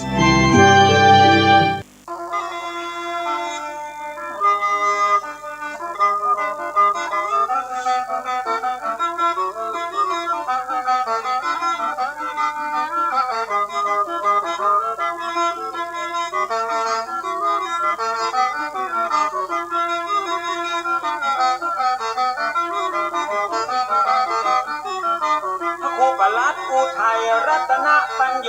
สิทธิ์พระพุทโธขอเชิญชวนพี่น้อง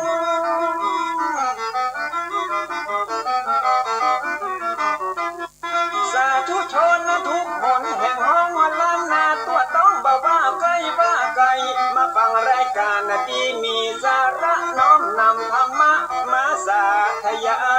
96.5 เสียงใส 104.5 ดังไก่กระชอน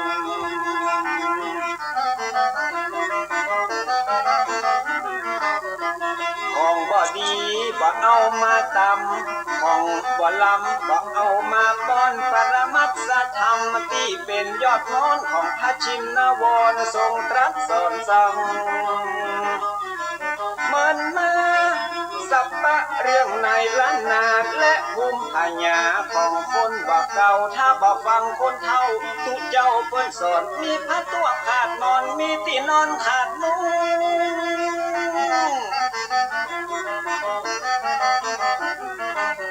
วันหน้าวันตามันจะหยาบยุ่งแตกฟุ้งเหมือนไฟลงเปียแผ่นดินจะมีแต่คนชั่วคนจะลืมตัวผัวจะลืมเมียวัยรุ่นจะกินเหล้าเมาเบียร์สังคมจะเสื่อมเสียครอบครัวจะแตกแยก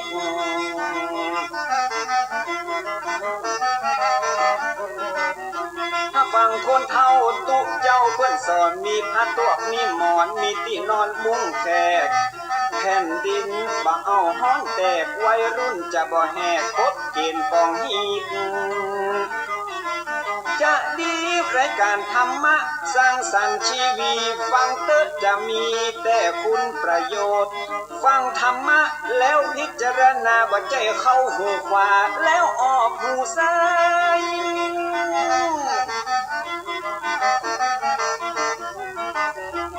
มีประโยชน์เมื่อนำมาใช้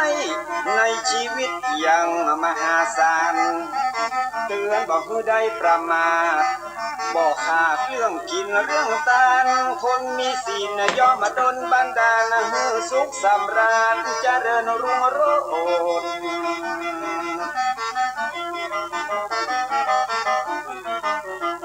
พ่อคนเฒ่าเปิ้นเข้าวัดวาดน้อมนำศีลมารักษาภายโพดคนบาเดียวจิตใจเหี้ยมโหดขี้มิ่งขี้โกรธหยาบจ้าตาเพื่อนไว้วอนเอาแบบคนเฒ่ากำผัดเจ้าเปิ้นสอนแล้วจะเย็นเมื่อนอนแล้วบ่ฮ้อนเมื่อนั่ง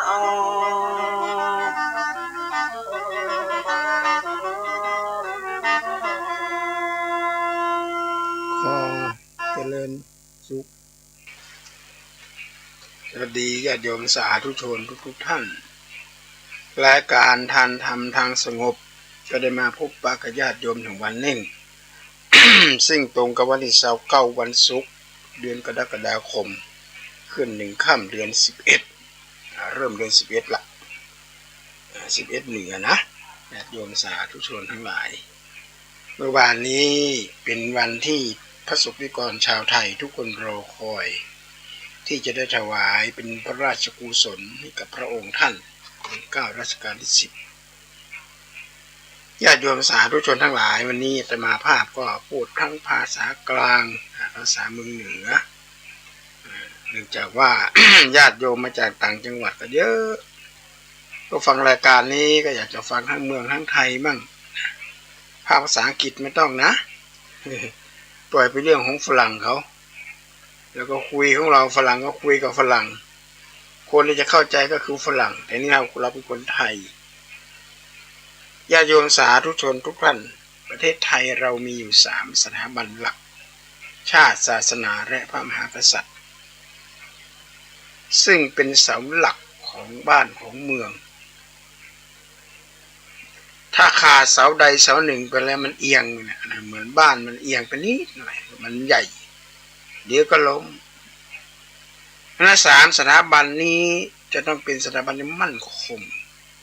เป็นสถาบันที่มั่นคงคู่กับคนไทยมาตั้ง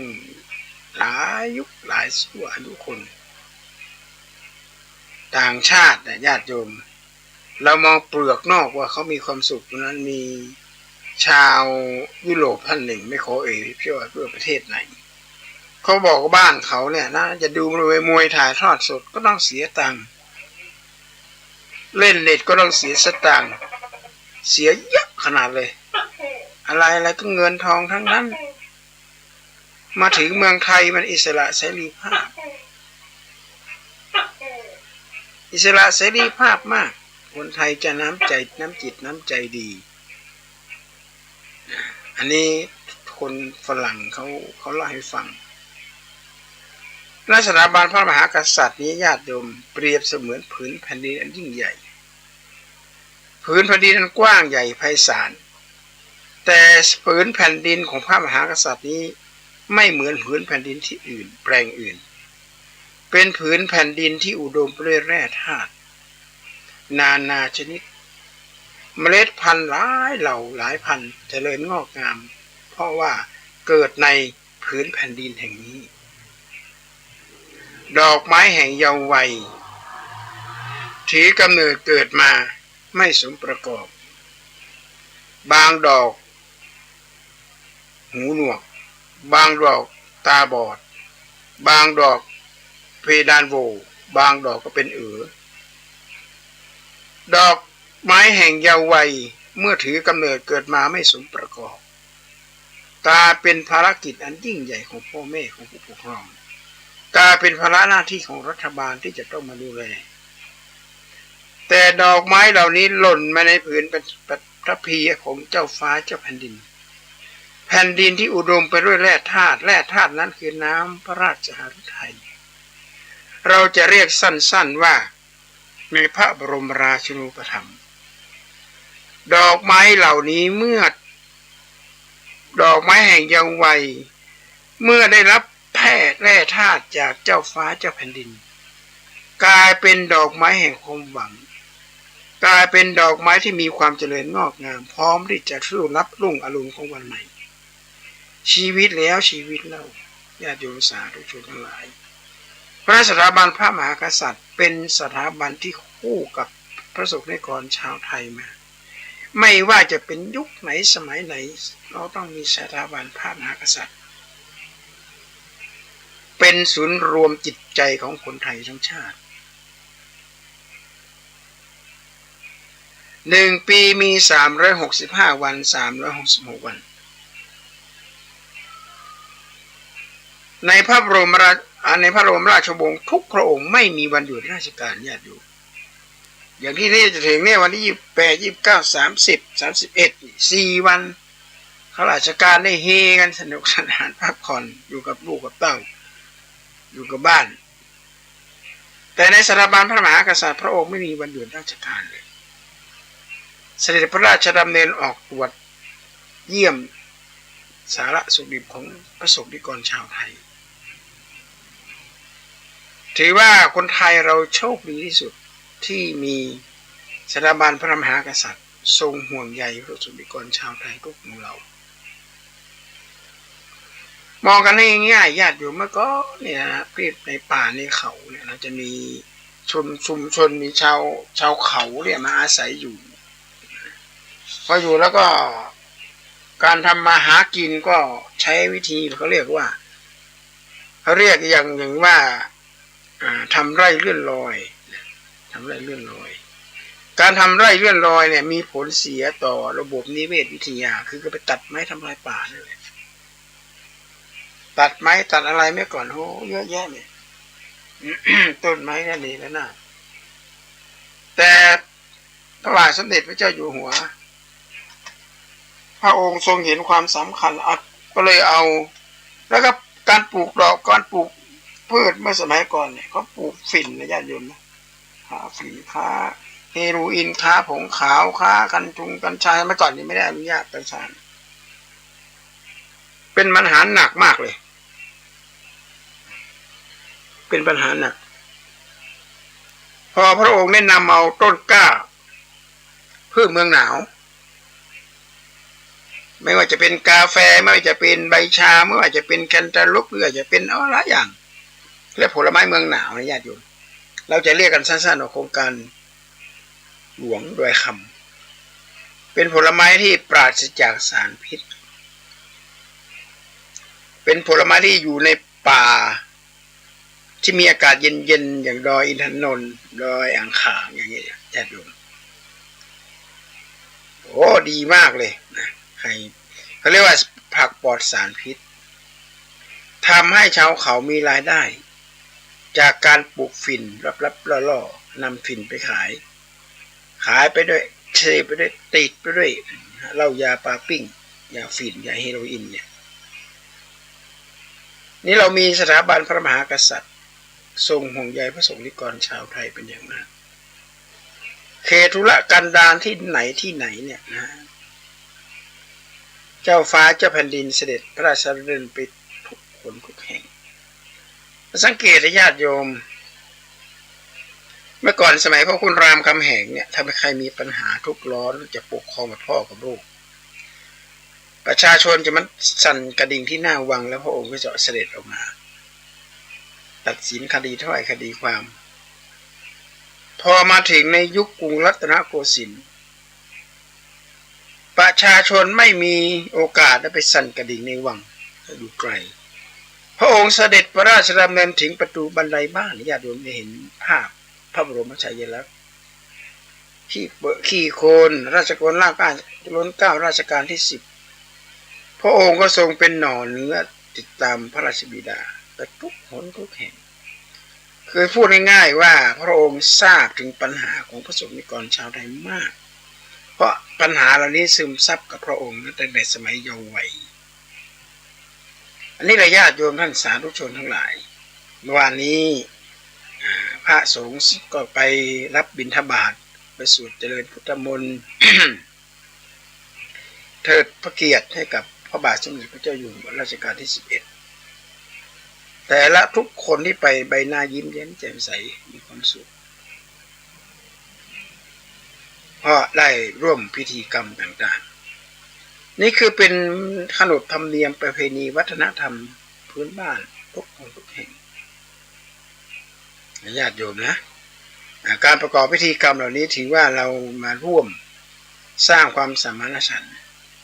อย่าแตกแยกนะนักปราชญ์บัณฑิตได้กล่าวไว้ว่าเราจะถอยต่อไปไม่ได้อีกแล้วหรือเป็นแนวสุดท้ายที่หมายมั่นด้ามขวานทองพิศกาคอยฟาดฟันโลกลือลั่นว่าเรารักสามัคคีเขมรก็ยับเวียดนามก็เยินเกินจะยั้งลาวก็พังไปแล้วจนป่วนปี้หากว่าไทยยังประมาทชาติไทย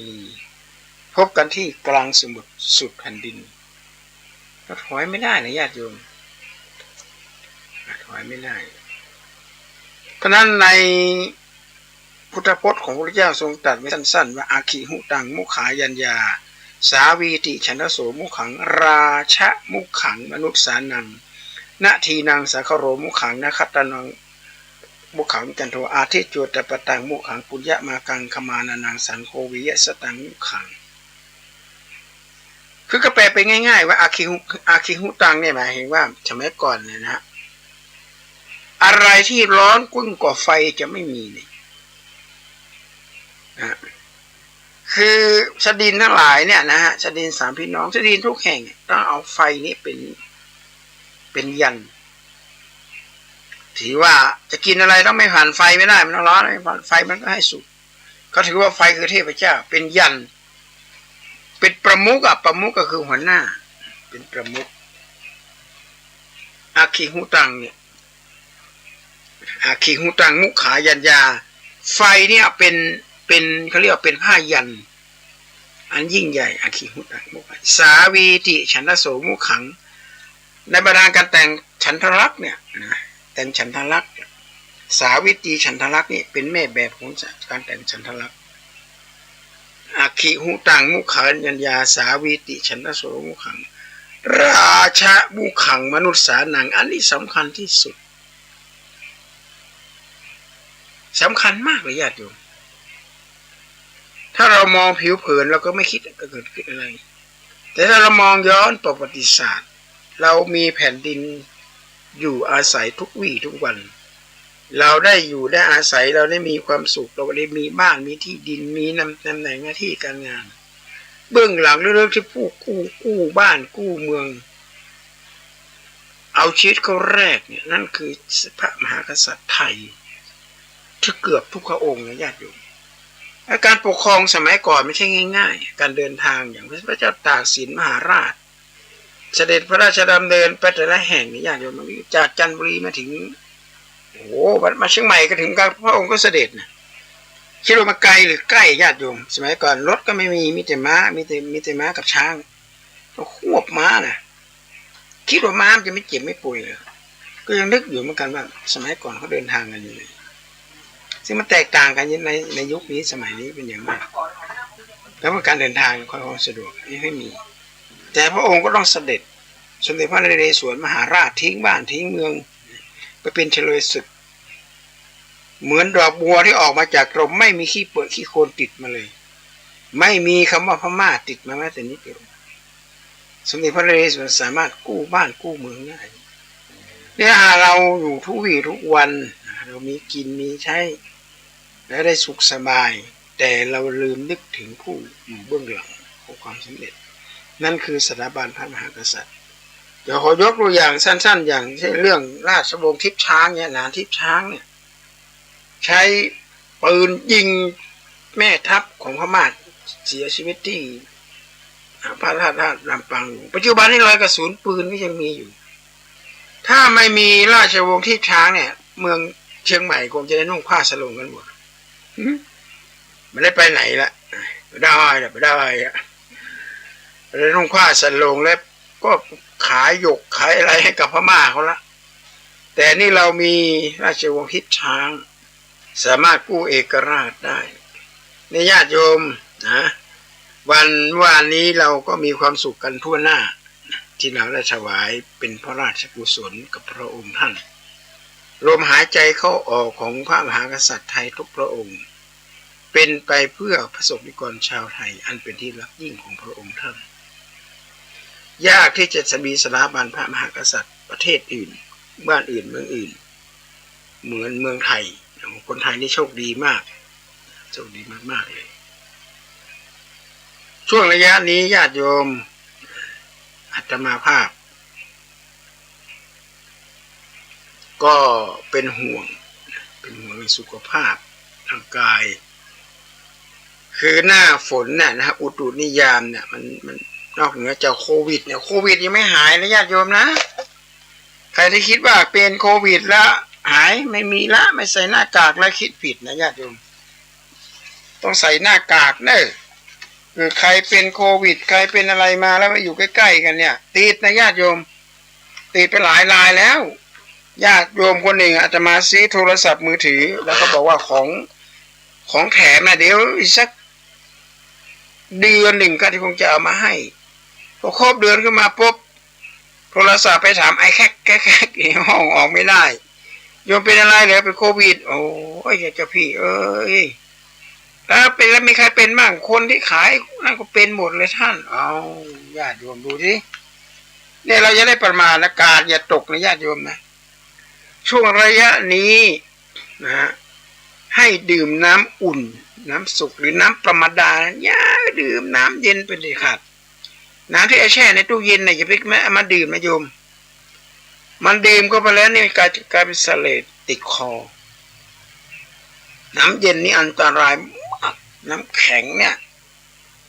ชาเย็นอย่างเงี้ยชามุกอย่างเงี้ยกาแฟเย็นกาแฟไอชามะนาวอย่างเงี้ยชามะนาวก็ดื่มได้ญาติโยมก็ไปยากเย็นอะไรก็ส่งน้ำชาแล้วก็อาใส่ในแก้วก็บีบมะนาวก็ใส่ก็กินมันก็แม่นแล้วเหรอนี่ชามะนาวของแท้ไปซื้อไปอย่างทำไมขวดนึงไอ้กับแก้วนึง50 บาทซื้อมะนาวได้เป็นกิโลนั่นอย่าไปกินอะไรเพื่อความอวดนะญาติโยมนะจะมาไปเห็นเด็กสมัยนี้โอ้น่ากลัวมากประทานข้าวเสร็จหนูไปไหนไปหาอะไรมาดื่มครับอะไรที่ว่าอะไรที่เอามาดื่มนะถือมานมไอ้ชามุกมั่งชาเขียวมั่งชามะนาวมั่งกาแฟเย็นมั่งจะตายเลยหรือไม่ได้กินทำไมไม่ทำเองอ่ะโดยเฉพาะชามะนาวอะไรทำง่ายจะตายไปก็ต้มน้ำร้อนๆเอาใส่ในแก้วน้ำเอาชาก็ใส่ว่ากลายเป็นชาแล้ว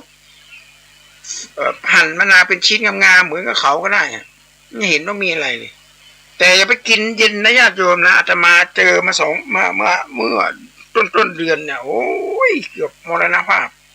วันศุกร์ก่อนนะจำได้ไหมที่อาตมาไอแค่มาออกรายการญาติโยมคงจะฟังอยู่ นั้นยอมรับจริงๆนะว่าลูกศิษย์มันซื้อชาอะไรไม่รู้ชาเขียวหรืออะไรไม่รู้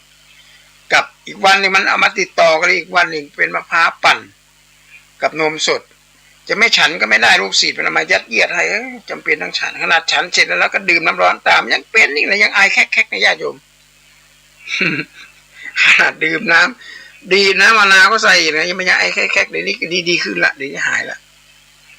ไม่ใช่เป็นโควิดนะก็เป็นโควิดไม่ได้เลยนะแล้วเราต้องป้องกันไว้ก่อนนะน้ำมะกรูดเนี่ยผลการวิจัยคนพบว่าบีบน้ำมะกรูดเขาใส่ในแก้วญาติโยมนะเอาเกลือเหยาะไปนิดหน่อยนึงแล้วน้ำร้อนเขาใส่แล้วก็คนแล้วก็ดื่มก่อนนอนตื่นขึ้นมาก็ดื่มจากการวิจัยค้นพบว่า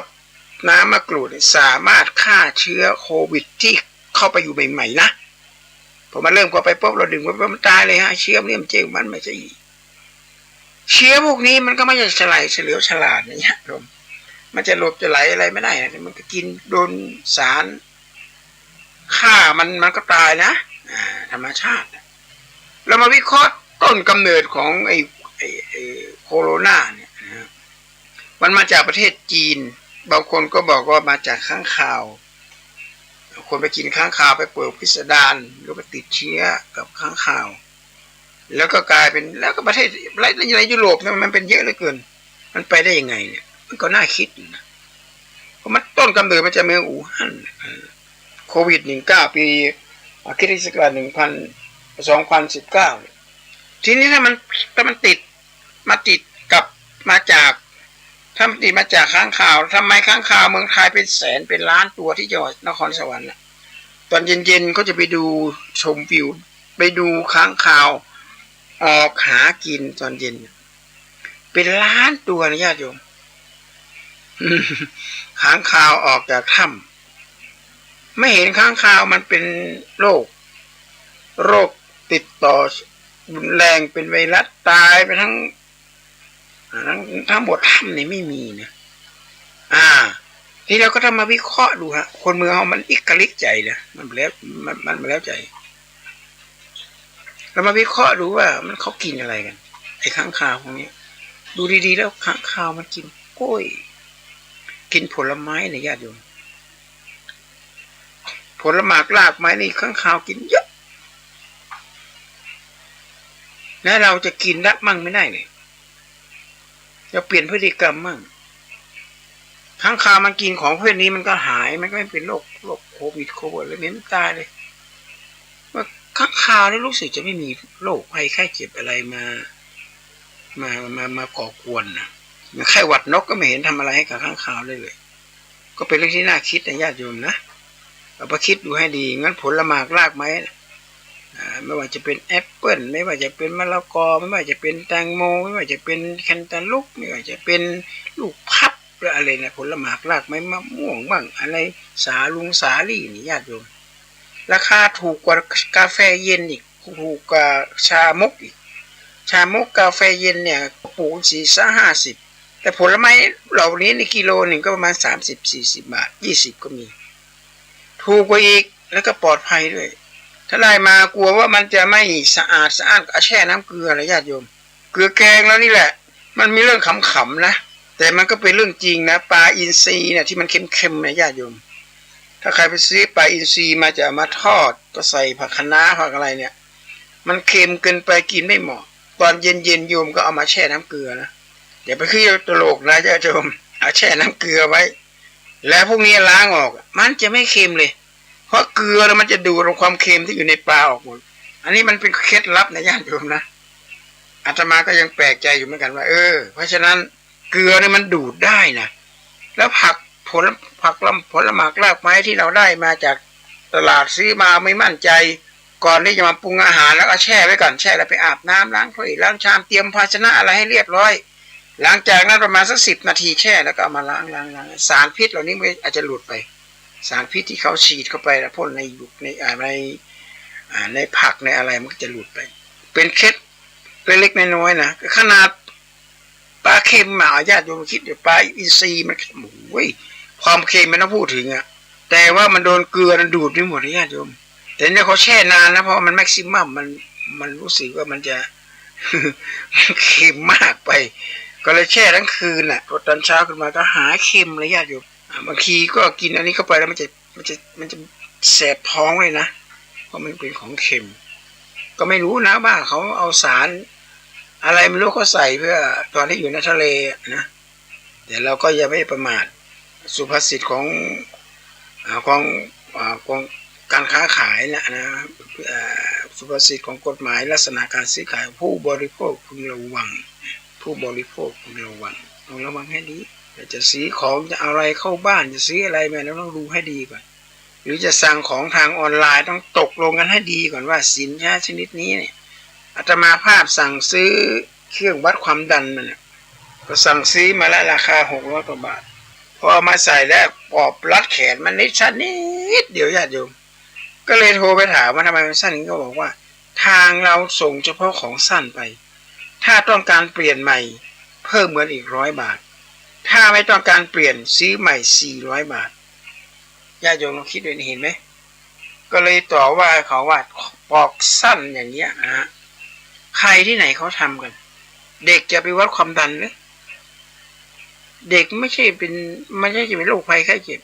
คนที่จะวัดความดันได้คนนั้นจะต้องมีอายุเกินกว่านั้นเกินกว่านี้ถึงสามารถถึงจะเอาไปวัดความดันถึงจะเอาไปใช้ได้เพราะให้ส่งแบบยาวมาแบบสั้นห้ามส่งให้ผู้ค้าเด็ดขาดถ้าไม่เช่นนั้นมันจะเข้าข่ายเราคล้ายๆกับดักเอาสตางค์ได้มาหนึ่งแล้วจะเอา2 เด้งไอ้เงิน100 บาทนี่มันไม่เท่าไหร่นะญาติโยมเดินไปส่งของคืนให้เขาเนี่ยเดินไปรษณีย์ไปเดินทางไปรษณีย์บางทีก็นั่งรถไปก็จะของใกล้ๆเสียเวลาอีกไปนั่งรอคิวอีกเสียสุขภาพอีกบางทีไปเจอโควิดขึ้นมาจะว่าอย่างไงเนี่ยฮะมันจะต้องพิจารณาก่อนอาตมาก็เข็ดหลาบจะสั่งซื้ออะไรอาตมาต้องถามก่อนถามในไลน์นั่นแหละบางทีไม่ว่าจะเป็นฮอร์โมนเร่งพืชไม่ว่าจะเป็นของใช้ของอะไรเราก็ต้องวิเคราะห์กันให้ดีหน่อยสุ่ม 4 สุ่ม 5มาเอาของมาขายแล้วก็พอว่าจะเปลี่ยนเนี่ย400ค่ะถ้าอาตมาไม่เอาอาตมาวันใหม่เปลี่ยนเบอร์เพิ่มเงิน100 บาทเขาก็ได้แล้ว100 บาทวันหนึ่งเขาสมมติว่าเขาส่งไป50 คนลองเอา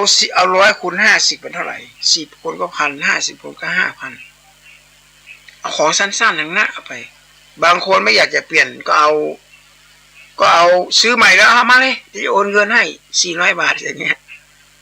โอ้มันเสียเวลานะเพราะฉะนั้นเ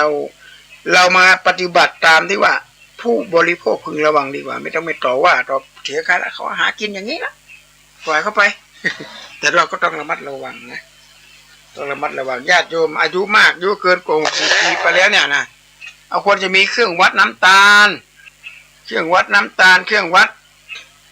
ความดันอย่างเงี้ยนะเครื่องวัดอุณหภูมิในร่างกายต้องมีตลอดเราไม่ต้องไปรอคิวคุณหมอละเพราะว่าโรงพยาบาลเนี่ยเราก็รู้กันอยู่ยิ่งเป็นของเอกชนเนี่ยจริงๆแล้วเอกชนเขาดูแลดีนะแต่ว่าคนมันเยอะต้องไปตามคิวของรัฐบาลมันเยอะคนมันเยอะต้องตามคิวแต่ของเอกชนเนี่ยคนไม่ค่อยเยอะแต่ว่าต้องเสียค่าใช้จ่ายค่อนข้างสูงหน่อยนึงนี่เราหาทางไปให้รู้ทันโรคนะญาติโยมนะอาตมารายการของอาตมาในส่วนมากก็จะเน้นเรื่องเกี่ยวกับสุขภาพอาตมาไปอบรมกับองค์การอนามัยโลกเป็นตัวแทนทีนี้ไปเจอด็อกเตอร์ท่านหนึ่งคือด็อกเตอร์โทนี่บาลาออสเขาบอกว่าประเทศยูเนี่ยผมดูสถิติแล้วคนเป็นมะเร็งกันเยอะนะทำไมยูไม่หาข้อมูลมาบอกชาวบ้านเป็นเลปีเปอร์ล่ะหาทางป้องกันหน่อยสิจะกินอะไรเรามันระวังนะไอ้เรื่องโรคมะเร็งนี่มันเกิดขึ้นจากการบริโภคอาตมารับปากกับเขาไว้แล้วก็เลยไม่ว่าจะไปพูดที่ไหนบรรยายที่ไหนอาตมาก็จะเน้นเรื่องสุขภาพอันดับแรกว่ามีสามเณรีท่านหนึ่งชื่อกุศลเกษีเทรีนางที่มีผมงอเหมือนกับตุ้มหูสามเณรกุศลเกษีเทรีทูลถามพระพุทธเจ้าว่าเอกังนามกิงอะไรที่เป็นใหญ่อะไรที่มีความสำคัญมากถ้าพระพุทธองค์ตอบได้นี่นางจะยอมรับความสามารถของพระองค์องค์สมเด็จพระประทีปแก้วทรงตรัสเป็นคาถาสั้นๆว่าสัพเพสัตตาอาหารติติการ สัตว์ทั้งหลายทั้งปวงดำรงอยู่ได้ด้วยอาหารญาติโยมลองนึกให้ดีดำรงอยู่ได้ด้วยอาหารนะไม่ใช่กินทุกอย่างแล้วจะดำรงอยู่ได้นะจะตายก็เพราะอาหารนะญาติโยมจะตายก็เพราะอาหารจะตายก็ไม่ได้กินอาหารนี่แหละงั้นเวลาพระสงฆ์ก่อนที่จะฉันจะให้พิจารณาอาหารแต่ในนั้นเมื่อเราศึกษาดูให้ดีๆลึกๆเนี่ยอะไรศึกษาให้ลึกๆนี่นะพระองค์ไม่ได้ให้พระอย่างเดียวนะที่มาพิจารณานะญาติโยมชาวบ้านเราก็ต้องพิจารณาด้วยนะก่อนกินก่อนอะไรเนี่ยเดี๋ยวนี้เราไม่ละเมื่อก่อนนี้รู้สึกว่าน้ำตาลขาดตลาดนะมีการตัดทุนสินค้าน้ำตาลตั้งแต่มีโลกโซเชียลมาโจมตีว่าน้ำตาลที่เรากินเข้าไปทุกวันเนี่ยเป็นน้ำตาลที่ค่อนข้างจะไม่ค่อยสะอาดคือมันสะอาดแล้วมันขาวอยู่นั่นแหละแต่มันเป็นน้ำตาลที่ฟอกสีขาวขึ้นมาให้น่ากินอย่างนี้มันข้าวขาวอ่ะแล้วก็เกิดอันตรายต่อผู้บริโภคโอ้น้ำตาลขายไม่ค่อยออก สู้น้ำอ้อยไม่ได้อ่ะน้ำอ้อยเนี่ยน้ำอ้อยเหลืองๆเนี่ยน้ำอ้อยเนี่ยน้ำอ้อยสดเนี่ยที่เขาปั่นอัดเป็นก้อนเนี่ยแต่ไม่ว่าจะเป็นน้ำตาลทรายแดงหรือนี่น้ำอ้อยหรือยังไงก็ตามแต่นะญาติโยมนะผู้บริโภคก็ต้องพึงสังวรพึงสำรวมไว้อย่าไปโภชเนมัตยัดเกินอัตตาไม่ได้ต้องโภชเนมัตตัญญูตาพระบาทสมเด็จพระเจ้าอยู่หัวพระองค์ทรงตรัสไว้ว่าเศรษฐกิจพอเพียงเนี่ยคำว่าพอเพียงเนี่ยเป็นภาษาที่ฟังแล้วกี่ครั้งก็ไม่เบื่อนะเพราะธรรมชาติที่สร้างอะไรต่อมีอะไรขึ้นมาในโลกเนี่ยเขาไม่ได้สร้างมาเพื่อให้เกิดความโลภที่จะมาเป็นของตัวเองนะสร้างเมื่อให้เกิดความสมดุลทางธรรมชาติความสมดุลทางธรรมชาติอย่างสมมติว่าต้นโพต้นไทรใหญ่ๆอย่างเงี้ยมันก็เป็นระบบนิเวศวิทยาไปในตัวนกถ่ายมูลออกมาเนี่ยมดทั้งมดแมงมดปลวกอะไรก็ไปกินมูลของนกเห็นไหมพอกินเข้าไปปุ๊บเนี่ยอาจจะมีกิ้งก่าหรืออาจจะมีกบมีเขียดมีอะไรก็มากินมดอีกเห็นไหมนกมันกินเขียดกินกิ้งก่ากินอะไรเป็นอาหารก็บินมากินสมองโซ่ของอาหารก็เวียนมาอย่างนี้นะแต่ใครคนใดคนหนึ่งไปตัดต้นโพนี่ออกเพื่อจะมาทำไร่ไถนาอย่างเงี้ยนะต้นโพไม่มีให้อยู่แล้วไม่มีนกตัวไหนมาอยู่เพราะมันร้อนอากาศมันร้อนแล้วมันก็บินหนีไปอยู่ที่อื่นระบบนิเวศวิทยาก็เปลี่ยนไประบบนิเวศวิทยาเปลี่ยนไปมันไม่ได้เปลี่ยนอย่างเดียวนะญาติโยมนะห่วงโซ่ของอาหารมันหายไปสัตว์เหล่านี้ก็หนีเข้ามาในเมืองเพราะอาหารในเมืองมันก็ละเศษขยะมั่งอาหารที่คนให้กินมั่งอะไรมันมีเยอะแยะสัตว์เหล่านี้ก็หนีเข้าเมืองไม่มาเปล่านะเอาเชื้อโรคเอาอะไรมาปนแต่ยังไม่มั่นใจมันก็แบบโควิดมันจะเกิดขึ้นจากการไปตัดตอนระบบนิเวศวิทยาเขาหรือเปล่าก็ไม่ทราบเหมือนกันนะญาติโยมเนาะอันนี้ก็ฟังหูไว้หูแต่ว่าสิ่งสำคัญมากที่สุดเนี่ยเราก็ไม่ควรจะไปดำเนินชีวิตหรูหรามากเกินไปหลงตัวเองหลงในวัยคิดว่ายังเป็นสาวเป็นหนุ่มเป็นสาวหน้าตาจะจิ้มลิ้มอยู่ตลอดโอ้โหหลงนั่นเลยบางทีไปงานไปการไปทำงานทำการยังหนุ่มยังแน่นได้เงินได้ทองมาเป็นกอบเป็นกำมาซื้อรถมาขี่ซื้อของแบรนด์เนมทั้งนั้นเอามาใช้เอามาสอยไม่เก็บไม่อะไรสักอย่างโอ้พอถึงคราวร่วงเอาแล้วคราวนี้ใครก็ช่วยไม่ได้ละเงินทองที่เก็บมาก็ร่อยหรอเหมือนกับพิธีกรบางท่านเราดูในโซเชียลเมื่อก่อนดังมากคนทั่วประเทศดูรายการของนักพิธีกรคนนี้แกก็เล่าให้ฟังว่าสมัยที่ยังเป็นพิธีกรหรือเป็นเจ้าของรายการเนี่ยโอ้โหคนล้อมหน้าล้อมหลังอยากได้อะไรชี้เอารถคันนี้สวยดีนะก็ซื้อเอาบ้านหลังนี้สวยก็ซื้อเอาแล้วก็ได้ผ่อนเอาต่อมาระบบดิจิตอลเข้ามาถึงคลื่นลูกใหม่มาถึงปั๊บนักจัดรายการคนนี้ก็หมดอำนาจสัญญาเขาก็ไม่ต่อให้เลยมานั่งขายปลาร้ามั่งขายของชำของอะไรนิดๆหน่อย หมดเนื้อหมดตัวเลยแกก็บอกว่าถ้าสมมุติว่าย้อนอดีตได้เนี่ยจะเก็บเงินไว้เป็นก้อนใหญ่เป็น100 ล้านเลยเอามากินตอนแก่นี่อายุยังไม่ถึง70เริ่ม50กว่าแล้วกว่าจะถึงวันนั้นอีกเห็นไหมก็มีลูกสอนหลานมีลูกสอนลูกมีหลานสอนหลานคนสมัยก่อนเนี่ยเขาดำเนินชีวิตแบบอยู่อย่างพอเพียงนะคนสมัยก่อนไม่กินสลุยสลายไม่กินมุ่งมั่นไม่จ่ายเงินเกินกว่าความเป็นอยู่ของตัวเองชีวิตของจริงเขาจะเจริญรุ่งเรืองเลยญาติโยมที่พูดมาเนี้ยนะก็ไม่ใช่ว่าจะไปว่าต่อขานใครนะแต่ว่ามันก็เป็นเรื่องจริงนะญาติโยมเป็นเรื่องจริงนะ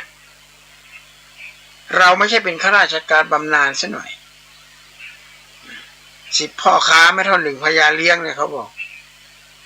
เป็นข้าราชการมีเงินเดือนเขาจ้างให้หายใจก็ยังชั่วหน่อยพอจะกินอะไรได้แต่เราทำงานนั้นเอกชนนะค้าขายมั่งทำงานรับเหมามั่งทำงานเป็นพิธีกรเป็นอะไรต่างๆนานาเหล่านี้มันก็ประเดี๋ยวประดาวชั่วครั้งชั่วคราวเดี๋ยวมันก็จะหย่อนลงไปหายไปแล้วก็ไม่มีเงินเก็บและหัวใจเศรษฐีนี่สำคัญมากอุทานสัมปทาการมันแสวงหากัลยาณมิตรตารู้จักมีเพื่อนที่ดีสมาชิกตาเนี่ยรู้จักประกอบสมาชิกไม่ถูกต้องหัวใจของเศรษฐีนี่แหละมันเก็บได้มันแล้วเก็บทำมาหาเก็บไม่ใช่ทำมาหากินนะเก็บไว้คือเวลาไม่มีขึ้นมาเนี่ยเราจะไปพึ่งใครจะไปขอความเมตตาจากคนนั้นคนนี้นี่โอ้โหมันลำบากเขาก็ลำบากเหมือนกันจะลำบากแต่เราอย่างเดียวยิ่งเศรษฐกิจอย่างนี้เนี่ยญาติโยมเอ้ยน่าเป็นห่วงเป็นใยมากโควิดนี่ไม่หายนะญาติโยมนะอาตมาก็ไม่อยากจะพูดถึงตัวเลขแต่พอเห็นหลายคนเป็นเนี่ยมันไม่หายนะมันเป็นกันน้อยๆนะญาติโยมวิธีการอย่างที่อาตมาภาพบอกตั้งแต่ต้นว่าดื่มน้ำสุกน้ำอุ่นๆน้ำร้อนๆสลับกันดื่มนะวันนี้เราดื่มน้ำขิงแล้วเอามาสั่นมาซอยมาทุบแล้วต้มกินน้ำวันนี้ดื่มน้ำขิงวันพรุ่งนี้ดื่มน้ำตะไคร้เปลี่ยนกันน้ำตะไคร้แล้วก็เอาใบเตยก็ใส่ด้วยนะจากอีกวันหนึ่งก็ดื่มน้ำดอกอัญชันเห็นไหมดอกอัญชันนี่มีประโยชน์มากบำรุงสายตาแล้วก็ไม่มั่นใจว่าจะอันตรายแล้วก็ดื่มแค่วันเดียวก็พอดื่มน้ำอัญชันวันนี้เสร็จแล้วก็วันต่อไปก็ดื่มน้ำชาจะบอกเคล็ดลับของการดื่มน้ำชาในญาติโยมนะมีอาตมารู้จักคนจีนคนหนึ่งเขาเอาใบชาฟูมาถวายให้อาตมาภาพแล้วเขาก็บอกว่าวิธีทรงน้ำชาไม่ให้มันฝาดเรากินกันมาตั้งแต่ไหนแต่ไรมันเรากินผิดนะโดยการเอาชาเนี่ยใบชาไปใส่หม้อแกงไม่ใช่กาต้มน้ำมันร้อนๆเนี่ยแล้วแช่ไว้เนี่ยมันจะฝาดแล้วมันจะส่งผลกระทบต่อการขับถ่ายเขาเรียกว่าท้องผูกแต่ทำไมคนจีนท้องถึงไม่ผูกเขาไม่เอาแช่นะเขาแช่ไปอย่างน้อยอย่างนานที่สุดก็4 นาทีแล้วก็เอาน้ำชาเนี่ยออกมาเอาใบกากใบชาออกมาแล้วก็เอาไปใส่กระติกไว้ดื่มมันไม่ฝาดนะญาติโยมต่อให้มันเย็นมันก็ไม่ฝาดโอ้เราได้ดื่มน้ำแบบที่มีสมุนไพรครบถ้วนเลยจากน้ำชาเสร็จแล้วก็วนมันยังเก่าอีกนะวนไปหาผลไม้หาอะไรก็ได้สัก7 วันมันเหมือนไม่เหมือนกันไม่ซ้ำกันนะแล้วก็เวียนไปอย่างเงี้ยเวียนกันไปเวียนกันมาน้ำที่ดื่มที่ดีที่สุดต้องเป็นน้ำที่ไม่มีน้ำแข็งเจือปนนะน้ำแข็งนี่เป็นน้ำที่อันตรายนะญาติโยมกินแล้วมันจะทำให้เจ็บคอนะเจ็บคอเสร็จเรียบร้อยก็เป็นแหล่งเพาะเชื้อโรคต่างๆมันเข้าไปในคอถ้าคืนรักษาไม่ทันมันจะเข้าไปในปอดนะเราหายใจเข้าออกหายใจเข้าหายใจออกเนี่ยแต่วิธีป้องกันอย่างนี้ก็คือดื่มน้ำอุ่น หรือว่าเคี้ยวเกลือเนี่ยเกลือที่ญาติโยมใช้เอาใส่แกงใส่หรือเกลือดำก็ได้ถ้าไม่มีมาอาตมานี่เดี๋ยวอาตมาจะแจกให้อมไว้สัก15 นาทีเชื้อโรคมันก็หายแล้วมันอยู่ในปากอยู่ในคอเราเนี่ยหรือมือน้ำเกลือเอาน้ำเกลือก็ได้นะน้ำเกลือที่เป็นขวดอมไว้นะอมน้ำเกลือเนี่ยไม่อันตรายล้างแผลล้างอะไรก็ได้น้ำเกลือที่เอาล้างแผลเหล่านี้นี่ธรรมชาติของชีวิตนะญาติโยมนะต้องดูแลสุขภาพให้ดีนะคนเมืองเหนือมันบอกว่ามีเงินล้านกับการสุขภาพดีสินสอดเป็นล้านกว่าการไปตรวจเลือดเสียก่อนมีเอดส์ไหมมีเป็นพาหะไหมถ้าเป็นพาหะเนี่ยจะทำยังไงวิวัฒนาการนี้เขากรอกในหลอดแก้วเขาทำได้แล้วหาเชื้อตัวผู้มาที่แข็งแรงของพ่อมันเนี่ยที่ไม่มีโรคเขาเรียกว่าอะไรที่ไม่มีที่มันเป็นพาหะที่มันแข็งแรงเนี่ยเราก็สามารถเอามาผสมพันธุ์ในหลอดแก้วได้เขาเรียกว่าพีชนิยามเนี่ยเป็นหน่อเนื้อเป็นหน่อเนื้อเพราะฉะนั้นพระพุทธองค์ทรงตรัสไว้ในธรรมนิยามสูตรว่าคนเราเนี่ยจะเจ็บไข้ได้ป่วยก็เกิดขึ้นจากอุตุนิยามก็คือโรคมาในฤดูกาลอย่างหน้าเนี้ยฤดูฝนนี่ญาติโยมระวังโรคฉี่หนูนะถ้าหากว่าน้ำมันท่วมบริเวณทิศทางเดินมากเลยให้ญาติโยมเอาเกลือแกงเนี่ยนะเอาโรยเข้าไปถ้ากลัวว่ามันเปลืองไปซื้อมาเป็นกระสอบ170กระ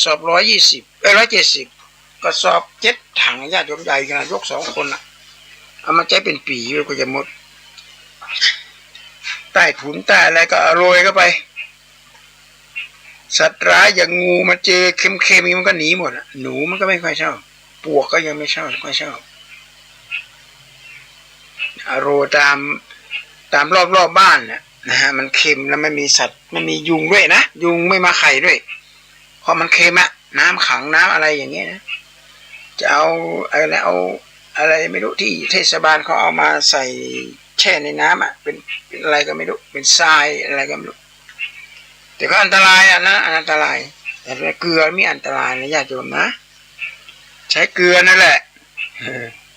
เกลือแกงแล้วเนี่ยแหละอาตมารู้จักกับด็อกเตอร์ท่านหนึ่งที่อยู่อินเดียนะอาตมาตอนนั้นไปอินเดียไปทำแผลพอเลิศล้มหมอก็ทายาทาอะไรให้ทำแผลให้อินเดียนี่ดีอยู่อย่างหนึ่งโยมนะมีเงินเป็นร้อยเป็นพันเป็นแสนเป็นหมื่นหาซื้อยาพาราเซตามอลสักเม็ดหนึ่งไม่มีนะเขาเข้มมากเลยนะเรื่องยาเนี่ยนะคนอินเดียเนี่ยคุณจะซื้อยาได้คุณต้องได้ใบสั่งใบสั่งจากหมอถึงไปซื้อได้ร้านขายยารุ่น4-5ไปขอซื้อยาโน่นยานี่เขาไม่ขายนะแขกนะมีใบสั่งแพทย์ไหมมีแพทย์เขาสั่งไหมเพราะบอกไม่มีก็ไม่ขายให้หมอคนนี้ก็บอกว่าบ้านเขาอยู่ห่างจากโรงพยาบาล3 กิโลจากวัดพระสิงห์ไปดูหายาไปกลับ6 กิโลเขาเดินทุกวันเลยญาติโยมอาจารย์มาก็มีโอกาสได้ไปเยี่ยมบ้านเขาโอ้โหบ้านก็บอกว่าไม่มีมดไม่มีปลวกไม่มีอะไรมันมาขึ้นบ้านเขาใช้เกลือโรยตามบ้านเกลือแกงแล้วนี่ญาติโยมเรากินทุกวันนี่แหละแล้วไม่เห็นคุณค่าเอาเกลือแกงโรยตามโดยเฉพาะเสาเรือนเนี่ยเขาฝังไปเลยนะเขาบอกป้องกันปลวกกระเจาะเขาท่าดีบอกบ้านอาเนี่ยโอ้โหใช้ยาฆ่าปลวกเป็นล่ำเป็นสันเลยแล้วก็เจ้าของธุรกิจเกี่ยวกับขจัดปลวกเนี่ยตายไปหลายรายนะเพราะว่ายาตัวยาชนิดนี้มันไปสะสมในร่างกายยาฆ่าปลวกยาฆ่าแมลงแต่ถ้าหากว่าเราใช้เกลือเนี่ยนะมันก็จะไม่อันตรายมีสาระอะไรเยอะแยะเลยนะที่เขาดำเนินชีวิตเขาใช้เวลาเดินทาง จากที่ทำงานมาน่ะประมาณ20 นาที30 นาทีไปกลับประมาณ1 ชั่วโมงเขาก็เลยไม่ต้องออกกำลังกายบอกว่าถามว่าทำไมไม่มีเครื่องปั่นจักรยานปั่นอะไรเขาบอกไม่ต้องมีเดินมา6 กิโลต่อวันพันเตลองคิดดูที่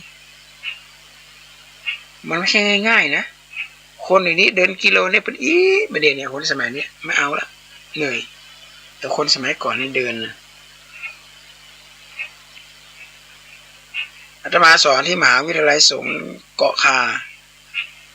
แล้วก็มีการย้ายพระสงฆ์สามเณรนักศึกษามาที่มหาวิทยาลัยใหม่ระยะทาง11 กิโลนะ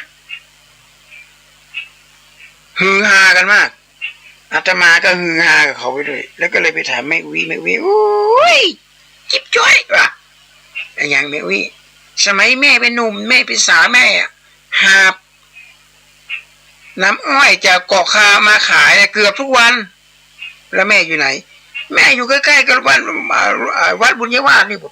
11 กิโลนะแม่วิเดินอ่ะแกบอกก็ทุกวันอ่ะถ้าน้ำอ้อยหมดก็เดินไปรับน้ำอ้อยมาขายหาบละ5 บาทมาขายได้ไปเอาละหาบละ15 บาทได้กินไป10 บาทก็พอแล้วแกบอกพวกเราเดินนี่ก็ถือว่าเป็นเรื่องใหญ่มากนะก็น่าละอายแม่อุ้ยคนนี้นะแกบอกเป็นสาวนะแกเดินทุกวันแกบอกไม่ใช่เดินทุกวันนะแคบทุกวันอ่ะแกเดิน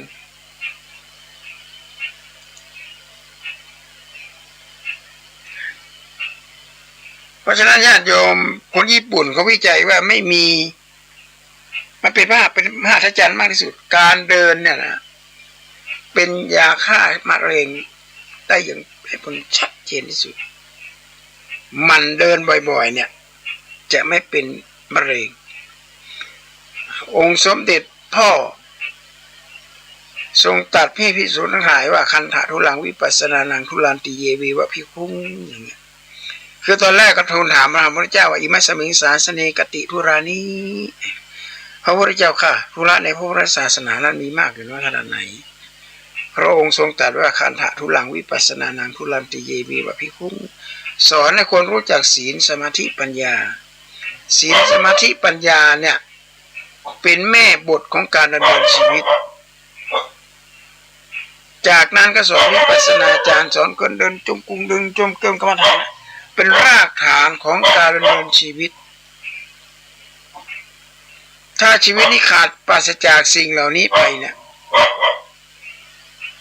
เราก็ไม่มั่นใจเหมือนกันว่าชีวิตเราจะอยู่สุขสบายไหมศีล 5 ธรรม 5เนี่ยกลายเป็นเรื่องที่สำคัญมากนะญาติโยมนะวันนี้ก็ได้มาเล่าเรื่องต่างๆนานาว่าวันนี้เราได้ประกอบพระราชพิธีทั่วประเทศไทยมีความสุขมากญาติโยมมาแต่ละคนแต่ละท่านโอ้โหแต่ละคน